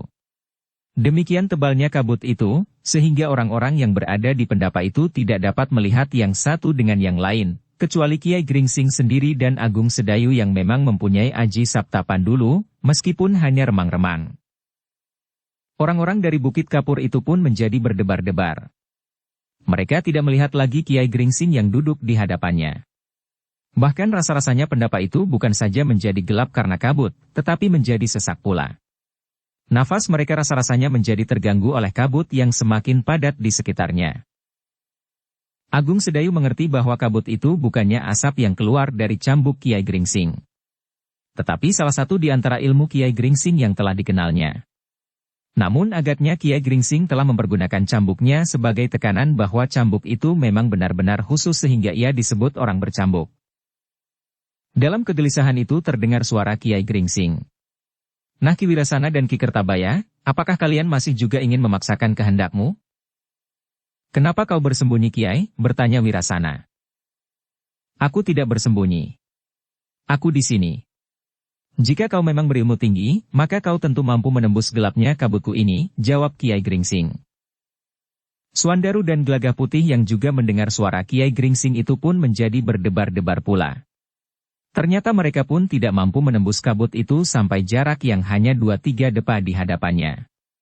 Sementara Agung Sedayu yang dengan kekuatan Aji Sabta Pandulunya mampu melihat orang-orang yang duduk di sekitarnya meskipun remang-remang itu, ternyata diam saja di tempatnya. Tetapi dalam keadaan seperti ini, apa yang dapat kau lakukan selain bersembunyi? Kita tidak saling melihat. Jika kau anggap bahwa kami tidak dapat berbuat apa-apa atasmu, maka kau pun tidak dapat berbuat apa-apa atasku, berkata Ki Kertabaya. Penalaranmu terlalu dangkal anak-anak. Itu satu bukti bahwa umurmu yang banyak tidak mendukung pengetahuanmu, sehingga kau menanggapi keadaan ini dengan nalar yang jauh dari pantas. Jika dalam keadaan seperti ini aku pun tidak melihat kalian, maka akulah yang dapat disebut orang yang paling dungu di bumi Mataram, jawab Kiai Gringsing. Jika demikian, lakukan sesuatu, tantang Kertabaya. Kiai Gringsing tertawa. Katanya, baiklah. Aku ingin menunjukkan kepada kalian, bahwa dalam keadaan seperti ini dengan mudah aku dapat membunuh kalian. Ki Wirasana dan Ki Kertabaya itu pun segera mempersiapkan diri di tempatnya. Ia mengira bahwa Kiai Gringsing akan menyerangnya dengan cara yang belum diketahui. Namun Wirasana itu terkejut ketika tiba-tiba saja ujung cambuk Kiai Gringsing menyentuh lehernya. Hanya menyentuh saja. Sementara itu Kiai Gringsing berkata, kau rasakan itu Ki Wirasana. Ujung cambukku telah menggamit lehermu. Nah, kemudian lenganmu, lambungmu dan apalagi yang kau ingin. Sentuhan itu sekedar pembuktian bahwa tidak seperti yang kau sangka, bahwa aku pun tidak dapat melihatmu. Jantung Ki Wirasana memang berdenyut semakin keras. Ia memang merasa ujung cambuk Kiai Gringsing itu menyentuh lehernya. Ketika ia menutup lehernya dengan telapak tangannya, maka lengannya yang dikenai ujung cambuk itu. Memang hanya perlahan-lahan. Kemudian tiba-tiba saja lambungnya yang disentuh oleh ujung juntai cambuk itu. Agak keras sehingga lambungnya terasa pedih, meskipun dilambari bajunya yang cukup tebal. Selagi jantung Ki Wirasana masih berdebaran, maka ujung cambuk Kiai Gringsing telah berpindah meraba tubuh Ki Kertabaya, sehingga Ki Kertabaya menjadi sangat gelisah. Beberapa jengkal ia bergeser. Namun ujung cambuk itu masih saja menggapainya. Bahkan terakhir terdengar Kiai Gringsing itu tertawa sambil berkata, maaf Ki Kertabaya, aku ingin melepaskan ikat kepalamu. Sebenarnya lah bahwa ikat kepala Ki Kertabaya itu telah terlepas oleh ujung cambuk Kiai Gringsing yang menyentuh sendal pancing. Ki Kertabaya mengumpat di dalam hati. Tetapi ia tidak dapat berbuat sesuatu karena ia tidak melihat Kiai Gringsing. Tetapi ia terkejut ketika ia merasa tangan seseorang menggamitnya dan mengembalikan ikat kepalanya yang jatuh, tetapi tidak dilihatnya di mana ikat kepalanya itu terletak. Kiai Gringsing tertawa. Katanya, terima sajalah. Ki Kertabaya termangu-mangu. Yang menyerahkan ikat kepalanya itu tentu bukan Kiai Gringsing, tetapi muridnya. Sebenarnya lah bahwa Agung Sedayu melihat apa yang terjadi. Ternyata ia dapat bermain-main sebagaimana gurunya melakukannya. Ia melihat Ki Kertabaya yang kebingungan. Karena itu, maka ia pun telah bangkit dari duduknya, mengambil ikat kepala itu dan menyerahkannya kembali kepada Ki Kertabaya. Namun tidak seorang pun yang melihatnya kecuali Kiai Gringsing. Suandaru dan Gelagah Putih pun tidak melihatnya. Nah, berkata Kiai Gringsing kemudian. Kau sudah melihat, apakah yang dapat aku lakukan dengan cambukku? Karena itu, urungkan niatmu untuk memaksaku dengan kekerasan. Kembalilah kepada orang yang sekarang menyebut dirinya Ki Bagus Jalu itu. Katakan bahwa aku keberatan menyatukan diri dengan orang itu. Ki Wirasana dan Ki Kertabaya tidak menjawab. Mereka masih dilingkari kabut tebal. Pandangan matanya masih terbatas sampai ke ujung hidungnya saja. Namun sejenak kemudian, maka kabut itu semakin lama menjadi semakin tipis, sehingga perlahan-lahan mereka dapat melihat lagi keadaan di sekelilingnya. Mereka yang ada di pendapa itu dapat lagi saling melihat. Ternyata tidak seorang pun bergeser dari tempat duduknya, kecuali Ki Kertabaya yang beringsut beberapa jengkal. Demikian kabut itu lenyap, maka Kiai Gringsing telah menggulung juntai cambuknya lagi. Dengan nada rendah ia berkata, "Jangan mencoba mempergunakan kekerasan di sini. Aku memang tidak suka pada kekerasan, meskipun pada keadaan yang memaksa aku pun masih dapat mempergunakannya, meskipun aku sudah terlalu tua untuk melakukannya." Kedua orang itu menjadi bingung sesaat. Mereka tidak dapat mengingkari kenyataan bahwa Kiai Gringsing yang tua itu ternyata masih memiliki kemampuan yang sangat tinggi di luar dukungan kewadagannya. Sebagaimana telah dibuktikan, tanpa mempergunakan wadaknya yang lemah, Kiai Gringsing dapat berbuat sesuatu atas mereka. Ujung cambuknya akan dapat mengoyak kulit mereka pada saat mereka sama sekali kehilangan kesempatan untuk mengadakan perlawanan. Seandainya mereka datang dengan jumlah yang lebih banyak sekalipun, mereka tidak akan mampu mengalahkan Kiai Gringsing, yang meskipun tidak mempergunakan aji panglimunan sehingga seakan-akan ia dapat melenyapkan diri, namun dengan ilmunya yang aneh itu, rasa-rasanya akibatnya hampir sama. Dalam pada itu, Kiai Gringsing berkata selanjutnya, "Kisanak berdua, aku masih memberi kesempatan kepada kalian untuk meninggalkan padepokan ini. Seandainya kalian tidak juga ingin bersikap baik, maka kami pun dapat berbuat keras dan kasar. Bahkan seandainya kau sempat memanggil kawan-kawanmu yang selama ini berkeliaran di sekitar padepokan ini untuk mengintip kehidupan yang sebenarnya terasa tenang, maka kami dapat memukul kentongan yang akan langsung memanggil prajurit Mataram di Jati Anom, karena senapati prajurit Mataram itu telah menempatkan kelompok khusus tidak jauh dari padepokan ini. Orang-orangmu itu tentu tahu akan hal itu. Bukan sekedar menakut-nakutimu saja." Namun Swandaru tiba-tiba saja memenggal kata-kata gurunya. "Tanpa prajurit Mataram, kami akan menyelesaikan mereka." Tetapi Kiai Gringsing tertawa. Katanya, "Tidak akan terjadi benturan kekerasan. Kami akan mempersilahkan tamu-tamu kita untuk meninggalkan padepokan ini. Mereka memang tidak dapat berbuat lain. Apalagi Kertabaya yang menganggap bahwa dalam gelapnya kabut itu, murid-murid Kiai Gringsing itu dapat melihat mereka dengan jelas, karena seseorang yang bukan Kiai Gringsing sendiri telah menyerahkan kembali ikat kepalanya yang terjatuh karena kaitan gerak sendal pancing cambuk Kiai Gringsing itu. Sebenarnya lah bahwa kedua orang yang menyebut diri mereka Garuda dari Bukit Kapur itu merasa betapa kecilnya mereka di hadapan perguruan orang bercambuk itu. Namun demikian, keduanya tidak mau merendahkan dirinya. Karena itu, maka Ki Wirasana itu pun berkata, "Baik, kali ini kami masih mau mendengarkan permintaan Kiai. Aku masih menganggap perlu untuk memenuhi permintaan Kiai menyampaikan keputusan Kiai kepada Ki Bagus Jalu. Tetapi jika lain kali Ki Bagus Jalu memerintahkan kami datang lagi, maka kami akan bersikap lain. Kami akan melakukan apa yang harus kami lakukan." "Kenapa tidak kau lakukan sekarang, jika kau memang dutang rampungi?" potong Swandaru. Wajah kedua orang itu memang menjadi marah. Bukan kebiasaan mereka membiarkan diri mereka direndahkan seperti itu. Namun di hadapan Kiai Gringsing mereka harus berpikir berulang kali untuk bertindak. Namun dalam pada itu, Ki Wirasana pun berkata, "Aku minta diri. Bersiap-siaplah, mungkin aku akan segera kembali." Ketika Swandaru beringsut, maka Kiai Gringsing memberikan isyarat agar ia menjadi tenang. Namun mereka pun kemudian berdiri dan turun ke halaman ketika kedua orang itu meninggalkan pendapa. Di halaman Ki Wirasana masih juga berkata, "Jangan merasa diri kalian terlalu besar." Swandaru menggeram. Tetapi Kiai Gringsing sama sekali tidak menyahut. Ternyata kedua orang itu tidak menuju ke regol. Dua orang cantrik yang berdiri di regol sudah siap untuk membuka selarak pintu. Namun agaknya keduanya masih ingin menunjukkan bahwa mereka adalah Garuda-Garuda dari Bukit Kapur. Karena itu, maka hampir bersamaan keduanya pun meloncat bagaikan seekor burung yang terbang, hinggap di dinding padepokan. Tetapi tidak seperti saat mereka masuk. Demikian mereka menginjak dinding padepokan, maka tiba-tiba saja bibir dinding itu telah pecah dan runtuh tepat di bawah kaki mereka, berurutan sepanjang beberapa jengkal saja. Namun karena keduanya tidak menduga hal itu akan terjadi, maka hampir saja mereka terjatuh seperti sebongkah batu padas. Untunglah dengan tangkas keduanya berusaha untuk tetap berdiri di atas tanah, meskipun Wirasana harus berpegangan sebatang pohon perdu yang hampir saja patah. Sementara itu Kertabaya mengalami kesulitan yang lebih besar. Lututnya telah membentur dinding yang pecah itu sehingga terluka, meskipun dengan susah payah ia pun kemudian mampu tetap berdiri setelah terhuyung-huyung beberapa saat. Tetapi dengan jantung yang berdegupan keduanya telah meloncat dinding yang pecah itu dan hilang di seberang. Meskipun mereka mendengar juga Kiai Gringsing tertawa dan berkata, "Hati-hati.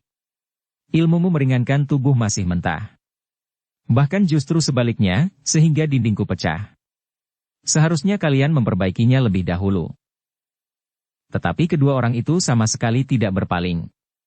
Bahkan Wirasana sempat mengumpat meskipun perlahan-lahan. "Kenapa dinding itu pecah, geram Kertabaya? Apakah hal itu sengaja dibuat oleh orang bercambuk itu?" Agung Sedayu hanya menarik nafas saja ketika Kiai Gringsing berpaling kepadanya sambil tersenyum. Nampaknya Kiai Gringsing tahu pasti bahwa Agung Sedayulah yang telah melakukannya. Agaknya Agung Sedayu pun merasa tidak senang atas sikap kedua orang itu. Namun dengan ungkapan yang berbeda dengan Suandaru. Ketika kedua orang itu dengan sombong ingin menunjukkan bahwa mereka adalah Garuda-Garuda dari Bukit Kapur, maka dengan sorot matanya Agung Sedayu telah memecahkan batu dinding yang akan dihinggapi oleh kedua orang itu. Sehingga demikian mereka meletakkan kakinya, maka bibir dinding yang pecah itu pun segera runtuh. Hampir saja kedua orang itu terseret jatuh. Gelagah Putih ternyata sudah menduga pula bahwa hal itu dilakukan oleh kakak sepupunya. Tetapi ia tidak yakin sebagaimana Kiai Gringsing. Tetapi Suandaru sama sekali tidak menduganya. Ia menganggap bahwa kedua orang itu demikian tergesa-gesa sehingga mereka tidak melakukannya dengan sempurna, sehingga kaki mereka justru telah memecahkan bibir dinding itu. Demikian kedua orang itu hilang, maka kemudian beberapa orang cantrik telah berkerumun di halaman. Ternyata mereka pun menjadi tenang ketika mereka melihat Kiai Gringsing masih saja selalu tersenyum. Mereka melihat Agung Sedayu dan Gelagah Putih yang tidak menjadi gelisah, meskipun nampak di wajah Suandaru bahwa ia menjadi marah kepada kedua orang itu. "Jangan menjadi gelisah," berkata Kiai Gringsing. "Meskipun kalian harus bersiaga sepenuhnya, namun anggap saja bahwa yang terjadi tadi adalah sekedar selingan dari kehidupan kita yang datar selama ini. Tetapi kalian juga dapat menganggapnya sebagai cambuk, agar kalian menjadi lebih giat berlatih olah kanuragan. Meskipun kalian mungkin tidak ingin menjadi seorang yang hidupnya selalu dibayangi oleh kekerasan sebagaimana mereka yang memang menenggelamkan dirinya dalam kehidupan yang keras, namun mungkin kalian akan dipaksa untuk hanyut dalam arus yang tidak kalian kehendaki itu. Kali ini kita masih dapat menghindarkan diri dari benturan kekerasan, tetapi mungkin pada saat yang lain tidak." Para cantrik itu mengangguk-angguk. Namun mereka memang bagaikan mendapat cambuk untuk meningkatkan kegiatan mereka berlatih olah kanuragan. Seperti yang dikatakan oleh Kiai Gringsing, maka para cantrik itu pun telah mendapat tuntunan dalam olah kanuragan sekedarnya. Namun karena yang sekedarnya itu diberikan oleh Kiai Gringsing, maka para cantrik itu mulai menunjukkan kemampuan mereka yang semakin meningkat. Bahkan secara pribadi, maka kemampuan para cantrik itu tidak lagi di bawah kemampuan para prajurit. Namun para cantrik itu tidak akan setangkas prajurit jika mereka berada dalam pasukan yang harus bertempur dalam gelar. Sementara itu maka Kiai Gringsing pun telah mengajak murid-muridnya untuk kembali ke pendapa bersama Gelagah Putih. "Adalah kebetulan bahwa kalian telah melihat satu peristiwa yang dapat memberikan tekanan pada keteranganku. Keadaan memang semakin kemelut," berkata Kiai Gringsing. "Kenapa guru membiarkan keduanya begitu saja pergi?" bertanya Suandaru. "Apakah pantas aku berkelahi dengan anak-anak? Meskipun umur mereka telah hampir setengah abad, namun dalam tataran ilmu mereka masih belum mencapai batas yang pantas," jawab Kiai Gringsing. "Bukan guru yang harus turun ke arena. Biarlah kami yang mencoba apakah murid-murid dari Bukit Kapur itu akan mampu mengimbangi kemampuan murid-murid orang bercambuk," berkata Suandaru.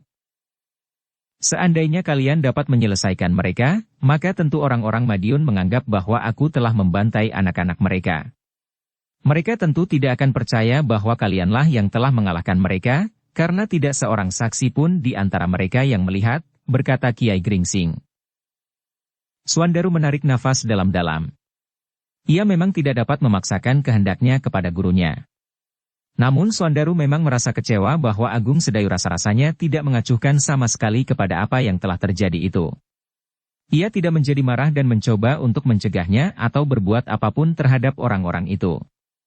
Bahkan Agung Sedayu itu seakan-akan menganggap bahwa tidak terjadi sesuatu.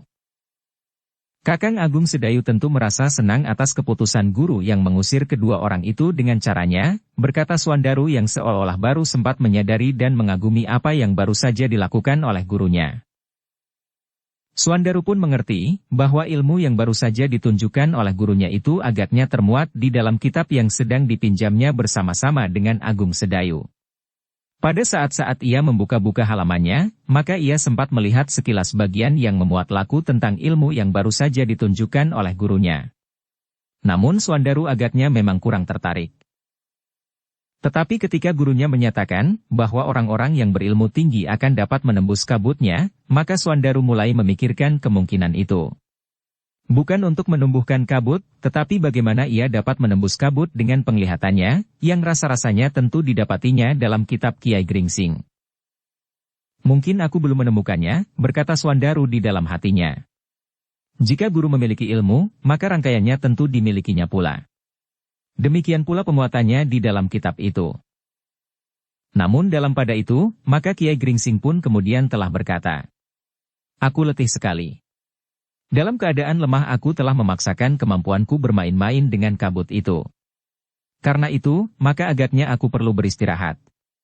Kalian pun sebaiknya beristirahat. Biarlah para cantrik berjaga-jaga. Karena peristiwa ini, maka mereka tentu akan meningkatkan penjagaan di padepokan ini. Bukan sekedar dua orang yang menunggui regol untuk membuka dan menutup selarak pintu jika ada tamu datang di malam hari." "Silahkan guru," berkata Agung Sedayu. "Kami pun akan segera beristirahat pula." Demikianlah, maka Kiai Gringsing pun telah meninggalkan pendapa dan masuk ke dalam biliknya. Ia pun kemudian telah merebahkan dirinya di atas pembaringan. Sebenarnya lah Kiai Gringsing merasa sangat letih. Untuk melepaskan ilmunya ia memerlukan dukungan wadaknya, meskipun nampaknya ia tidak berbuat apa-apa. Pakaiannya ternyata basah oleh keringat, sedangkan nafasnya terasa semakin cepat mengalir. Namun Kiai Gringsing masih belum merasa perlu untuk duduk sambil menyilangkan tangannya dalam semadi untuk mengatur pernafasannya. Sementara itu yang berada di pendapa ternyata telah pergi ke dalam bilik masing-masing. Swandaru ke bilik yang biasa dipergunakannya, sementara Agung Sedayu dan Gelagah Putih di bilik yang lain. Di sisa malam itu, ternyata tidak terjadi lagi sesuatu yang dapat mengganggu ketenangan padepokan kecil itu. Sementara itu, baik Swandaru maupun Agung Sedayu dan Gelagah Putih masih sempat tidur nyenyak sampai menjelang pagi. Ketika kemudian matahari terbit, maka Swandaru telah menghadap gurunya, apakah ia sudah dapat kembali ke Sangkal Putung. "Aku kira memang tidak ada lagi yang perlu dibicarakan untuk saat ini Swandaru. Setelah aku kembali dari Mataram, mungkin aku dapat memberikan pesan lebih banyak lagi," jawab Kiai Gringsing. "Baiklah guru," berkata Swandaru kemudian. "Beberapa hari lagi aku akan datang ke padepokan ini." Lalu katanya kepada Agung Sedayu, "Bagaimana dengan Kakang?" "Aku masih harus menemui Kakang Untara, sementara Gelagah Putih akan mengunjungi ayahnya pagi ini," jawab Agung Sedayu. "Mungkin besok aku akan kembali bersama perjalanan guru ke Mataram." "Baiklah. Jika demikian aku minta diri mendahului kembali ke Sangkal Putung, karena agaknya tidak ada lagi pesan guru bagi kita," berkata Swandaru. Namun ia masih bertanya, "Agaknya lebih baik jika Kakang singgah di Sangkal Putung hari ini meskipun hanya sebentar." Tetapi Agung Sedayu menjawab, "Maaf bahwa aku mungkin tidak sempat untuk singgah. Tetapi pada kesempatan lain aku akan datang bersama Sekar Mirah." "Kami menunggu," berkata Swandaru. Demikianlah, sejenak kemudian Swandaru pun telah meninggalkan padepokan kecil itu kembali ke Sangkal Putung. Namun terasa bahwa ia akan mendapatkan beban baru dalam hubungannya dengan kemelut yang terjadi antara Mataram dan Madiun. "Sambil menunggu guru kembali dari Mataram, maka sebaiknya aku mempersiapkan segala-galanya. Jika diperlukan, maka setiap saat kami sudah siap," berkata Swandaru kepada diri sendiri. Sementara Swandaru berpacu ke Sangkal Putung, maka Agung Sedayu dan Gelagah Putih pun telah meninggalkan padepokan itu pula. Agung Sedayu memerlukan pergi menemui Untara untuk membicarakan perkembangan keadaan. Selanjutnya ia akan pergi ke Banyu Asri bersama Gelagah Putih menemui pamannya, Widura. Kedatangan Agung Sedayu diterima oleh Untara dengan gembira. Sudah agak lama ia tidak bertemu dengan adik satu-satunya itu. Demikian pula sepupunya Gelagah Putih. "Apakah kau bermalam di padepokan Kiai Gringsing?" bertanya Untara. "Ya Kakang," jawab Agung Sedayu. "Aku datang memenuhi panggilan guru." Untara menarik nafas dalam-dalam. Katanya, "Bukankah Kiai Gringsing baru saja pergi ke Madiun?" "Kakang Untara mengetahuinya?" bertanya Agung Sedayu. "Aku sudah bertemu dengan Kiai Gringsing setelah ia kembali dari Madiun. Kiai Gringsing kebetulan berada di sawah, sementara aku bersama beberapa orang prajurit sedang nganglang. Kiai Gringsing sendiri mengatakannya, bahwa ia baru datang dari Madiun," berkata Untara. "Guru tidak mengatakannya kepadaku," desis Agung Sedayu. "Jika demikian, guru telah mengatakan segala sesuatunya tentang perjalanannya ke Madiun?" "Belum," jawab Untara. "Kami hanya berbicara sebentar. Tetapi Kiai Gringsing sanggup menyampaikan beberapa keterangan tentang perjalanannya. Atau barangkali kau membawa pesan gurumu tentang perjalanannya ke Madiun?" "Serba sedikit Kakang," jawab Agung Sedayu. Untara mengangguk-angguk. Sementara Agung Sedayu pun telah menyampaikan beberapa hal yang perlu diketahui oleh Untara tentang perjalanan gurunya ke Madiun, dan rencana kepergian gurunya ke Mataram. Agung Sedayu juga menceritakan kehadiran dua orang yang mengaku murid dari perguruan Bukit Kapur. Untara mendengarkan keterangan Agung Sedayu itu dengan sungguh-sungguh. Dengan demikian maka Untara pun menjadi semakin jelas bahwa di samping Panembahan Madiun, maka terdapat beberapa orang yang bergerak sendiri-sendiri untuk memanasi keadaan.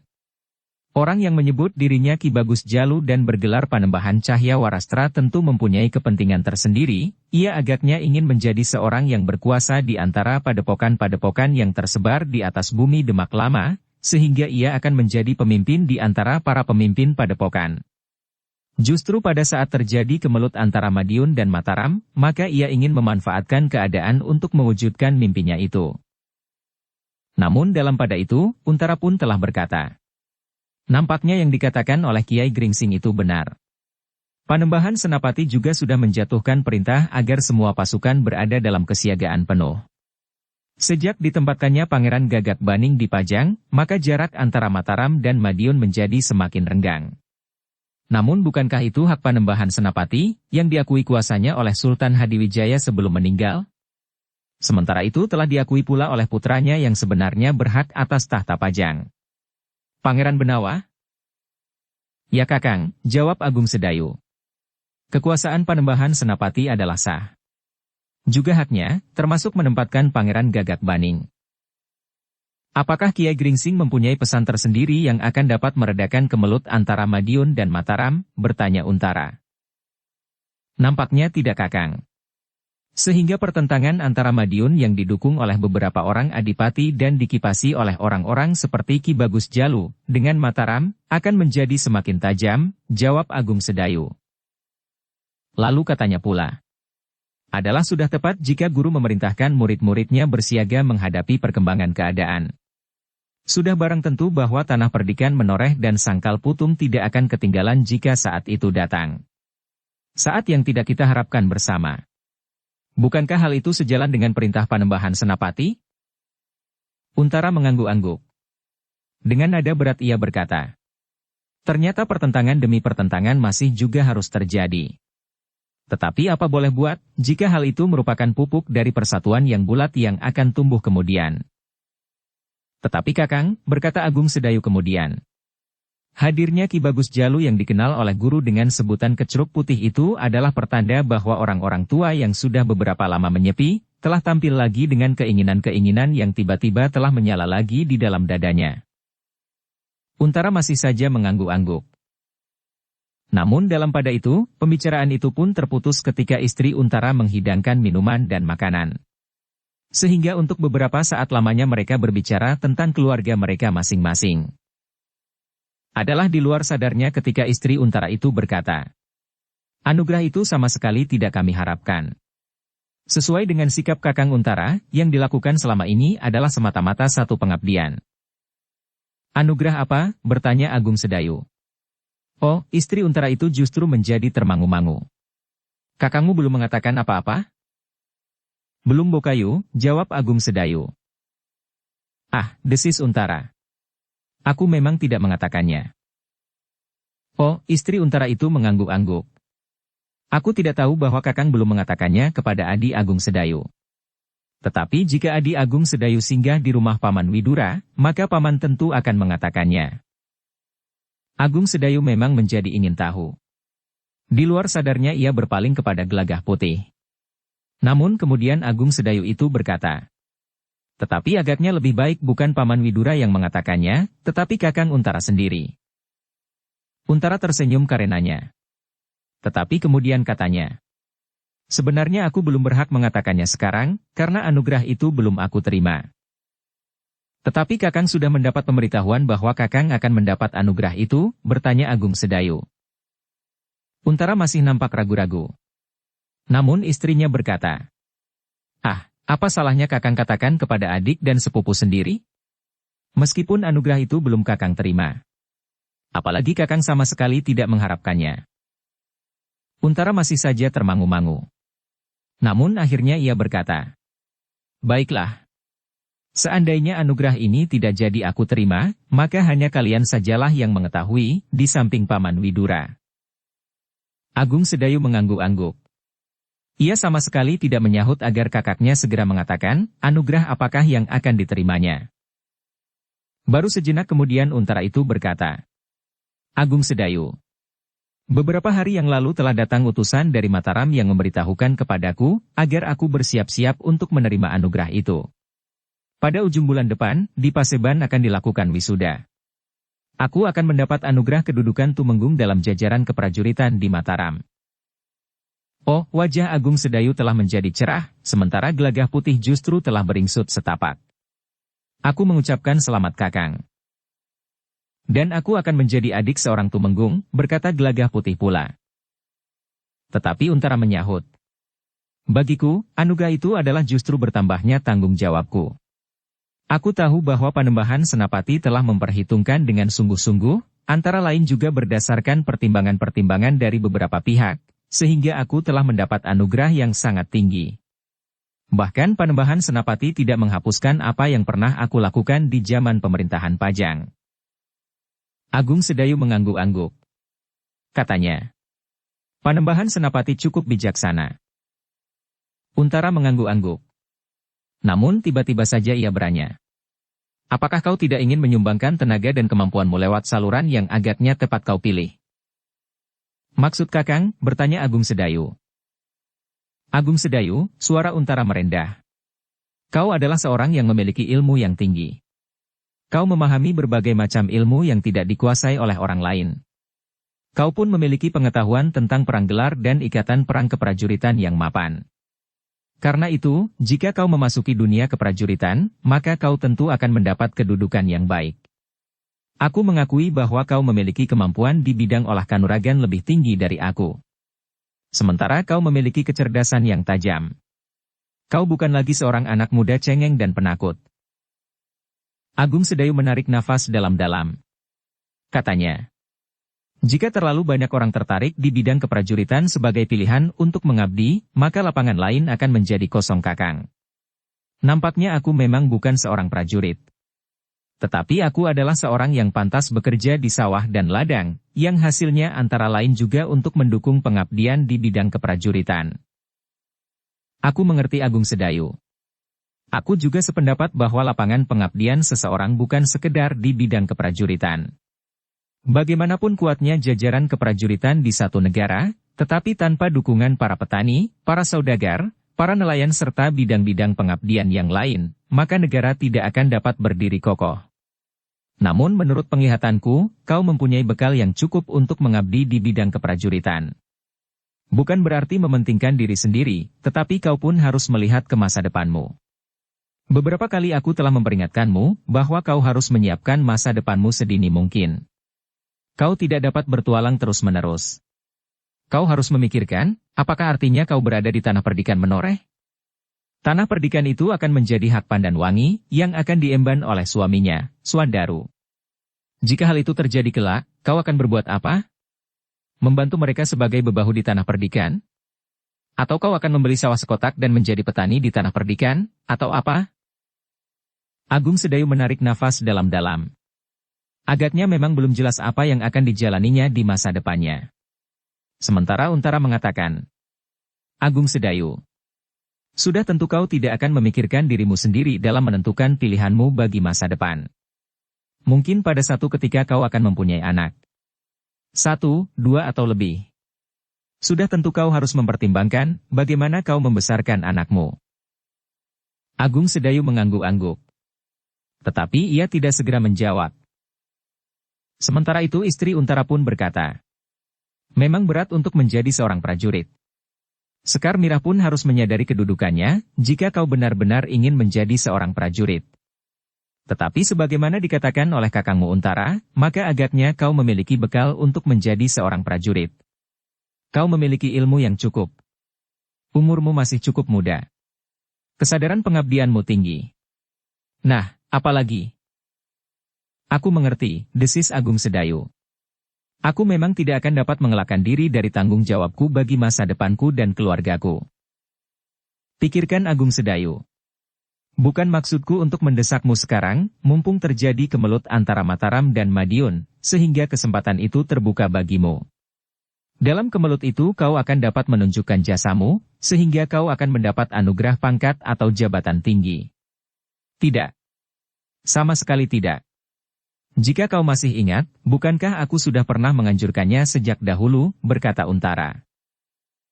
Ya Kakang, jawab Agung Sedayu. Agaknya aku memang harus mulai memikirkannya dengan sungguh-sungguh. Jika aku mendapat anugerah kedudukan Tumenggung, itu sama sekali tidak aku pikirkan di saat aku mulai memasuki jajaran keprajuritan sebagai satu pengabdian, berkata Untara. Namun pada suatu saat, ternyata kedudukan itu dapat memberikan kebanggaan. Bukan saja bagiku, tetapi sudah tentu bagi istri dan anakku. Agung Sedayu mengangguk-angguk. Ia mengerti sepenuhnya jalan pikiran kakaknya. Namun Untara pun berkata, sudah tentu kau tidak dapat mengambil satu kesimpulan, apalagi satu keputusan sekarang. Kau masih mempunyai banyak waktu. Ya Kakang. Aku akan memikirkannya dengan sungguh-sungguh. Baiklah. Sekarang, kita akan kembali kepada hidanganku, berkata istri Untara. Agung Sedayu dan Gelagah Putih pun telah kembali menikmati hidangan yang disuguhkan oleh istri Untara. Namun beberapa saat kemudian maka Agung Sedayu telah minta diri untuk bersama-sama dengan Gelagah Putih singgah di Banyu Asri. Paman Widura justru lebih sering berada di Padepokan. Namun agaknya sejak gurumu kembali dari Madiun, Paman lebih banyak berada di Banyu Asri, berkata Untara. Agung Sedayu mengangguk-angguk. Gurunya juga mengatakan tentang hal itu. Selagi Kiai Gringsing nampak sehat setelah ia kembali dari Madiun, maka Ki Widura ingin mempergunakan kesempatan beberapa hari untuk berada di Banyu Asri mengurusi sawah-sawahnya. Demikianlah, maka keduanya pun telah melanjutkan perjalanan ke Banyu Asri. Mereka tidak terlalu lama berada di Banyu Asri.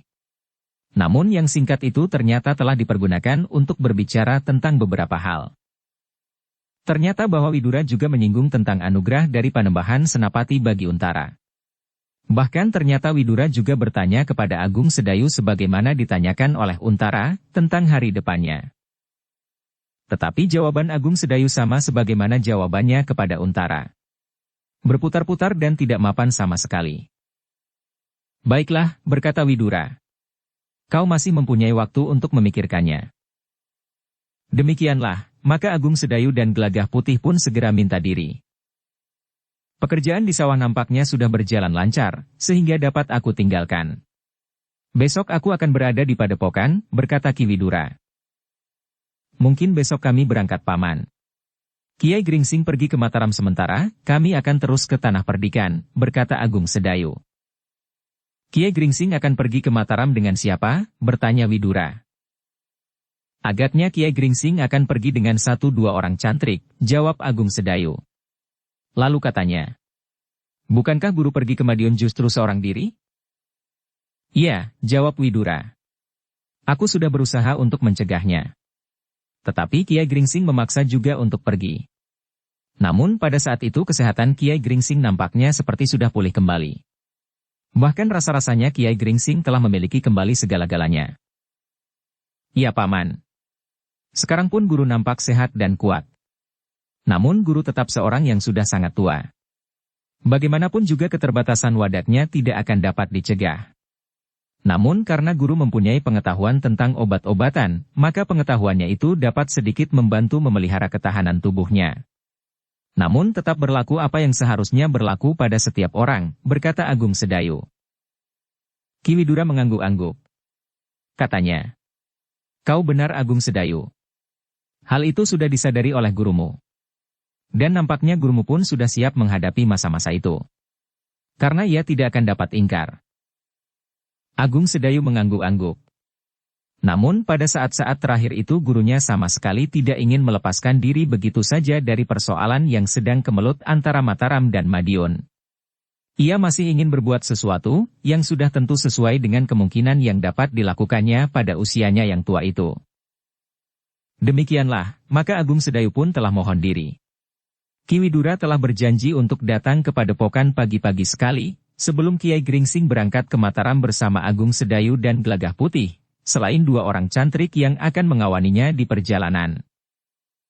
Sejenak kemudian, maka Agung Sedayu dan Gelagah Putih pun telah berada di perjalanan menuju ke Padepokan kecil di Jati Anom. Dukung channel Novel Silat dengan subscribe, follow, like, komen dan share. Di Padepokan, Agung Sedayu dan Gelagah Putih masih mempunyai kesempatan untuk melihat-lihat tanah persawahan yang terbentang hijau tidak begitu jauh dari Padepokan. Tempat itu dibuka atas izin Ki Demang di Jati Anom sebagai ladang untuk menyangga kebutuhan Padepokan kecil, yang dikerjakan sendiri oleh para cantrik di Padepokan itu. Namun sawah dan ladang yang digarap para cantrik itu ternyata dapat dipergunakan sebagai sawah dan ladang yang dapat dicontoh oleh para petani di sekitarnya. Baik cara menggarapnya, maupun jenis tanaman yang ditanam.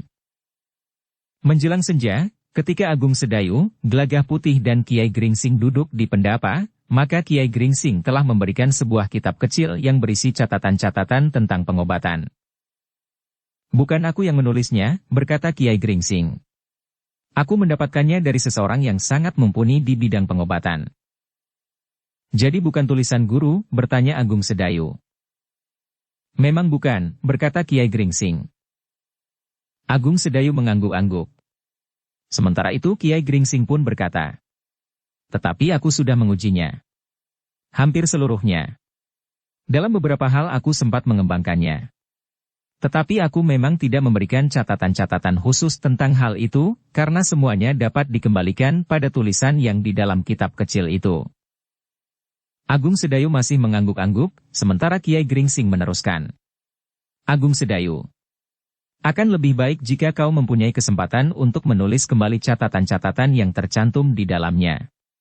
Seandainya tulisan-tulisan itu rusak, maka kita tidak akan kehilangan isinya, karena kitab kecil itu nampaknya sudah tua dan tidak akan dapat tahan untuk 10 tahun lagi tanpa pemeliharaan yang khusus. Kecuali jika tulisan-tulisan itu hanya disimpan saja. Namun artinya akan sangat berkurang jika isi kitab kecil itu tidak dipergunakan sebagaimana seharusnya."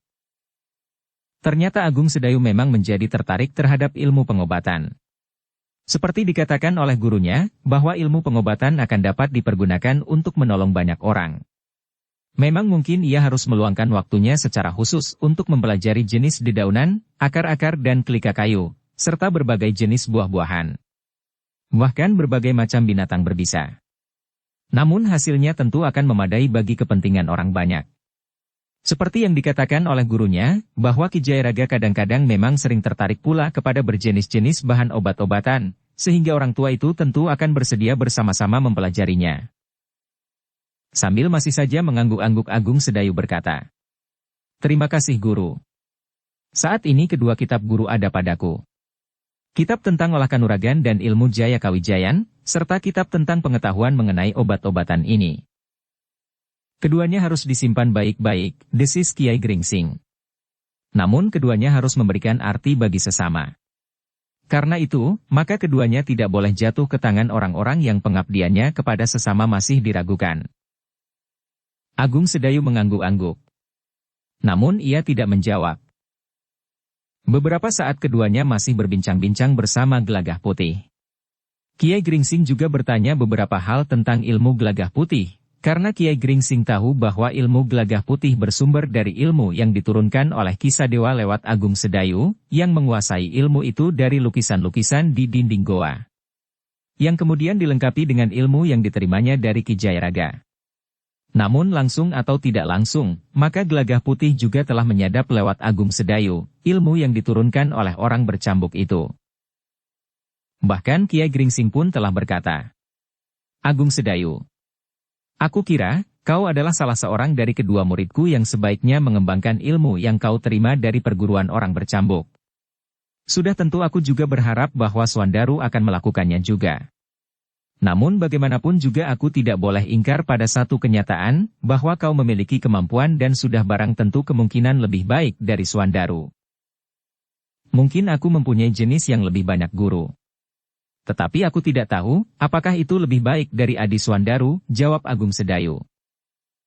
"Kepadaku kau tidak usah merendah seperti itu," jawab gurunya. "Aku sudah melihatnya. Bahkan aku masih berada dalam kesulitan untuk dapat memberitahukan kepada Swandaru tentang perbandingan ilmu yang sebenarnya antara kau dan Swandaru, sudah tentu aku tidak akan dapat melakukannya dengan langsung, karena hal itu akan dapat berpengaruh kurang baik terhadapnya." Agung Sedayu mengangguk-angguk. Hal itu merupakan satu masalah tersendiri. Ia pun kadang-kadang harus memikirkan untuk menemukan jalan yang terbaik agar Swandaru tidak semakin keliru menilai kemampuannya. Karena pada suatu saat mungkin Swandaru akan salah paham. Dikiranya ia dengan sengaja menyembunyikan sesuatu yang diterima tidak adil dari gurunya. Padahal gurunya tidak pernah berlaku tidak adil.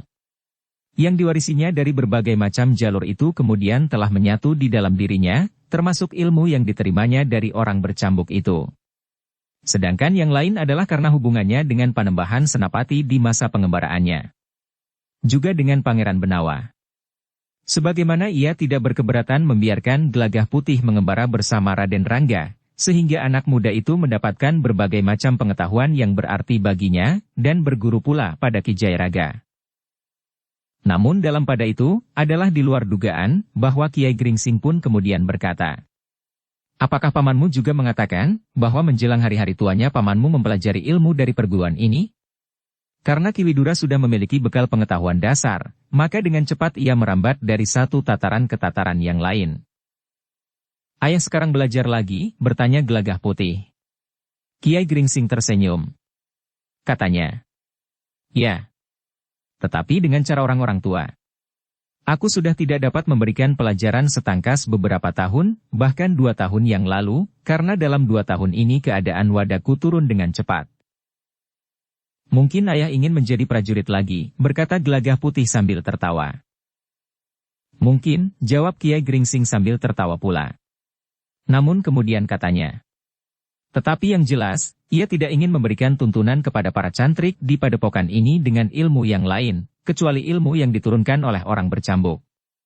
Namun untuk itu, Ki Widura sendiri harus memahaminya, meskipun pada tingkat yang dasar. Tetapi tingkat dasar yang dimiliki Ki Widura sudah tentu mempunyai nilai yang lain." Gelagah putih tertawa. Katanya, "Jika saja aku mengerti kemarin, aku akan menantang ayah berperang tanding." Agung Sedayu pun tertawa. Tetapi ia berkata, "Ayahmu bukannya tanpa tujuan gelagah putih.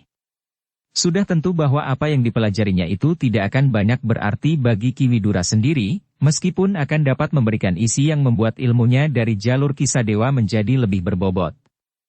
Namun yang penting, bahwa ia tidak ingin memberikan warna lain dalam padepokan ini, karena paman merupakan salah seorang yang ikut membina ilmu para cantrik di padepokan ini." Gelagah putih mengangguk-angguk. Tetapi ia masih saja tersenyum sendiri. Kiai Gringsing pun masih juga tersenyum. Namun katanya kemudian, "Itu satu pertanda betapa luasnya jangkauan pandangan ayahmu, gelagah putih. Seseorang tidak akan terlambat menuntut ilmu apapun. Ilmu memang harus dicari sepanjang umur seseorang. Jika seseorang tidak lagi mau menambah pengetahuannya di bidang apapun juga, maka itu berarti bahwa hidupnya telah berhenti.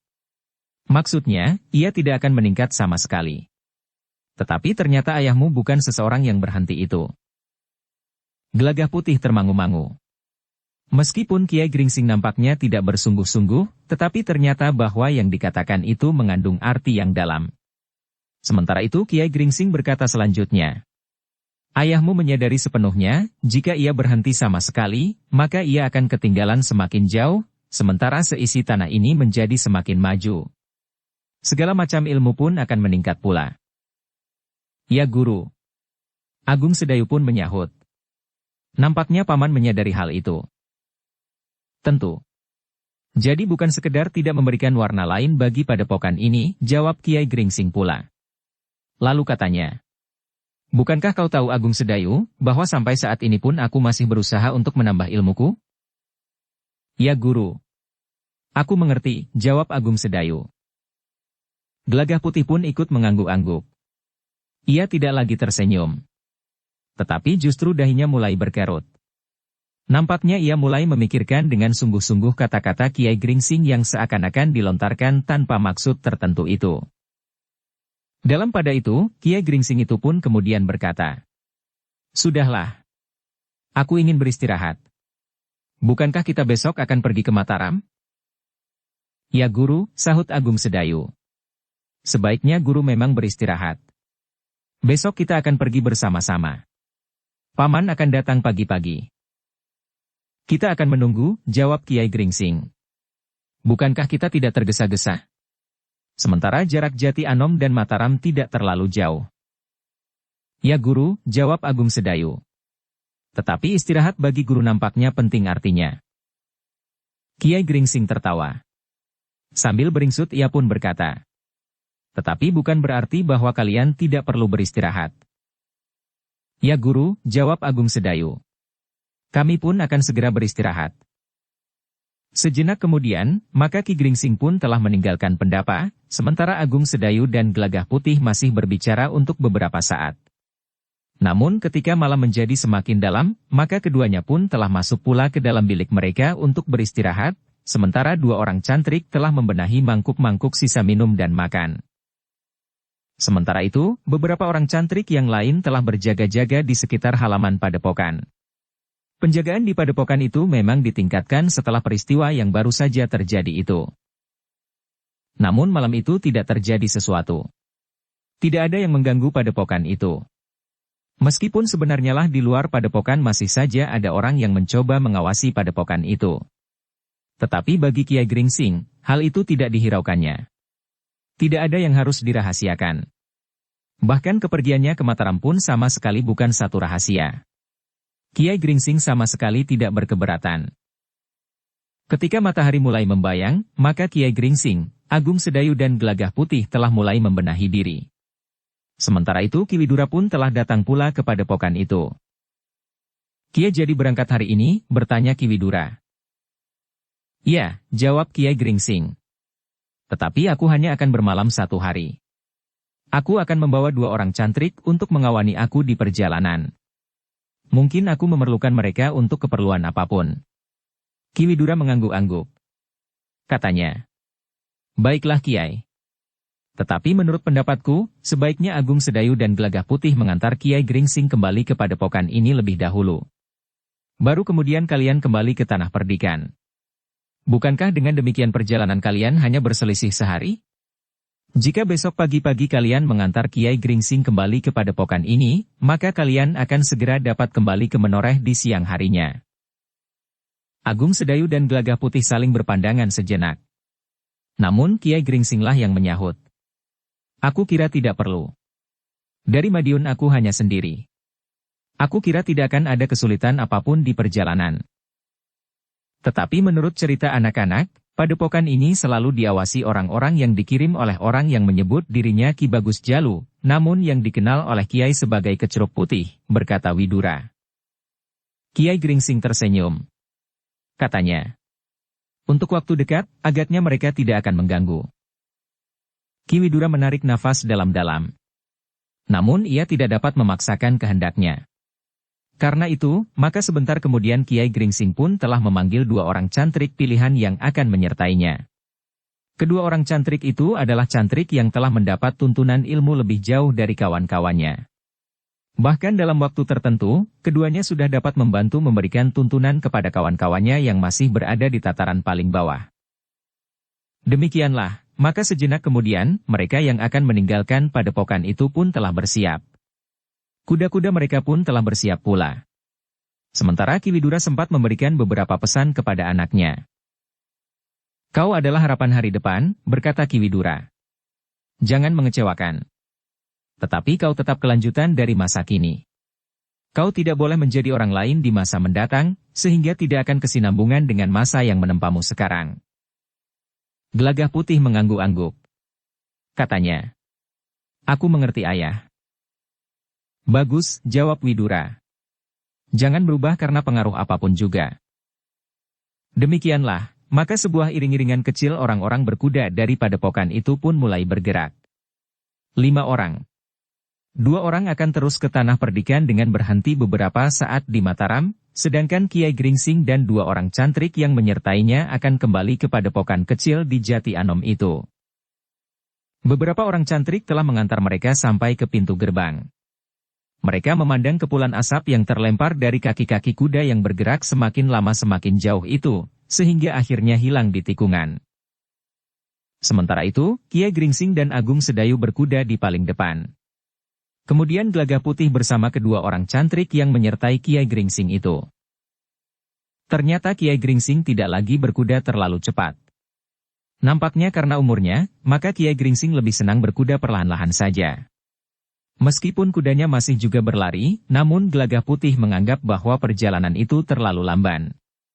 Meskipun demikian ia dapat mengerti keadaan Kiai Gringsing yang wadatnya telah menjadi semakin lemah itu, betapapun tinggi ilmunya. Kiai Gringsing seperti yang direncanakan memang tidak menuruni lereng di kaki Gunung Merapi dan menempuh perjalanan datar ke Mataram. Tetapi Kiai Gringsing telah memilih jalan lambung Gunung Merapi. Mereka melewati tepi hutan di lereng yang tidak terlalu terjal.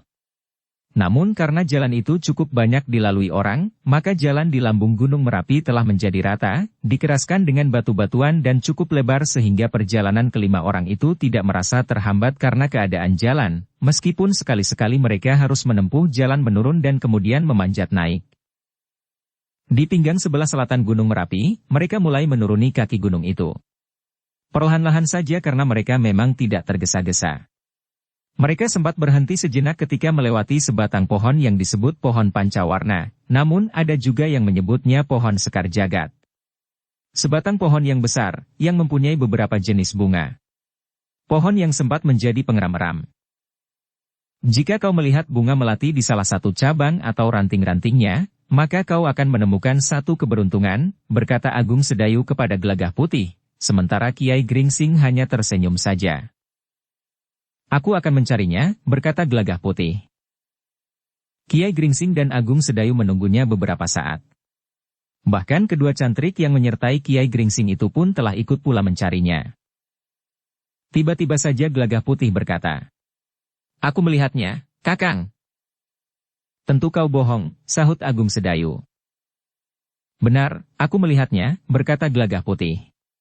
"Di cabang yang menghadap ke selatan. Pada ranting hampir di ujung." Agung Sedayu tertawa. Katanya, "Jangan bohong. Cobalah kau bawa bunga melati memanjat dan letakkan di cabang itu.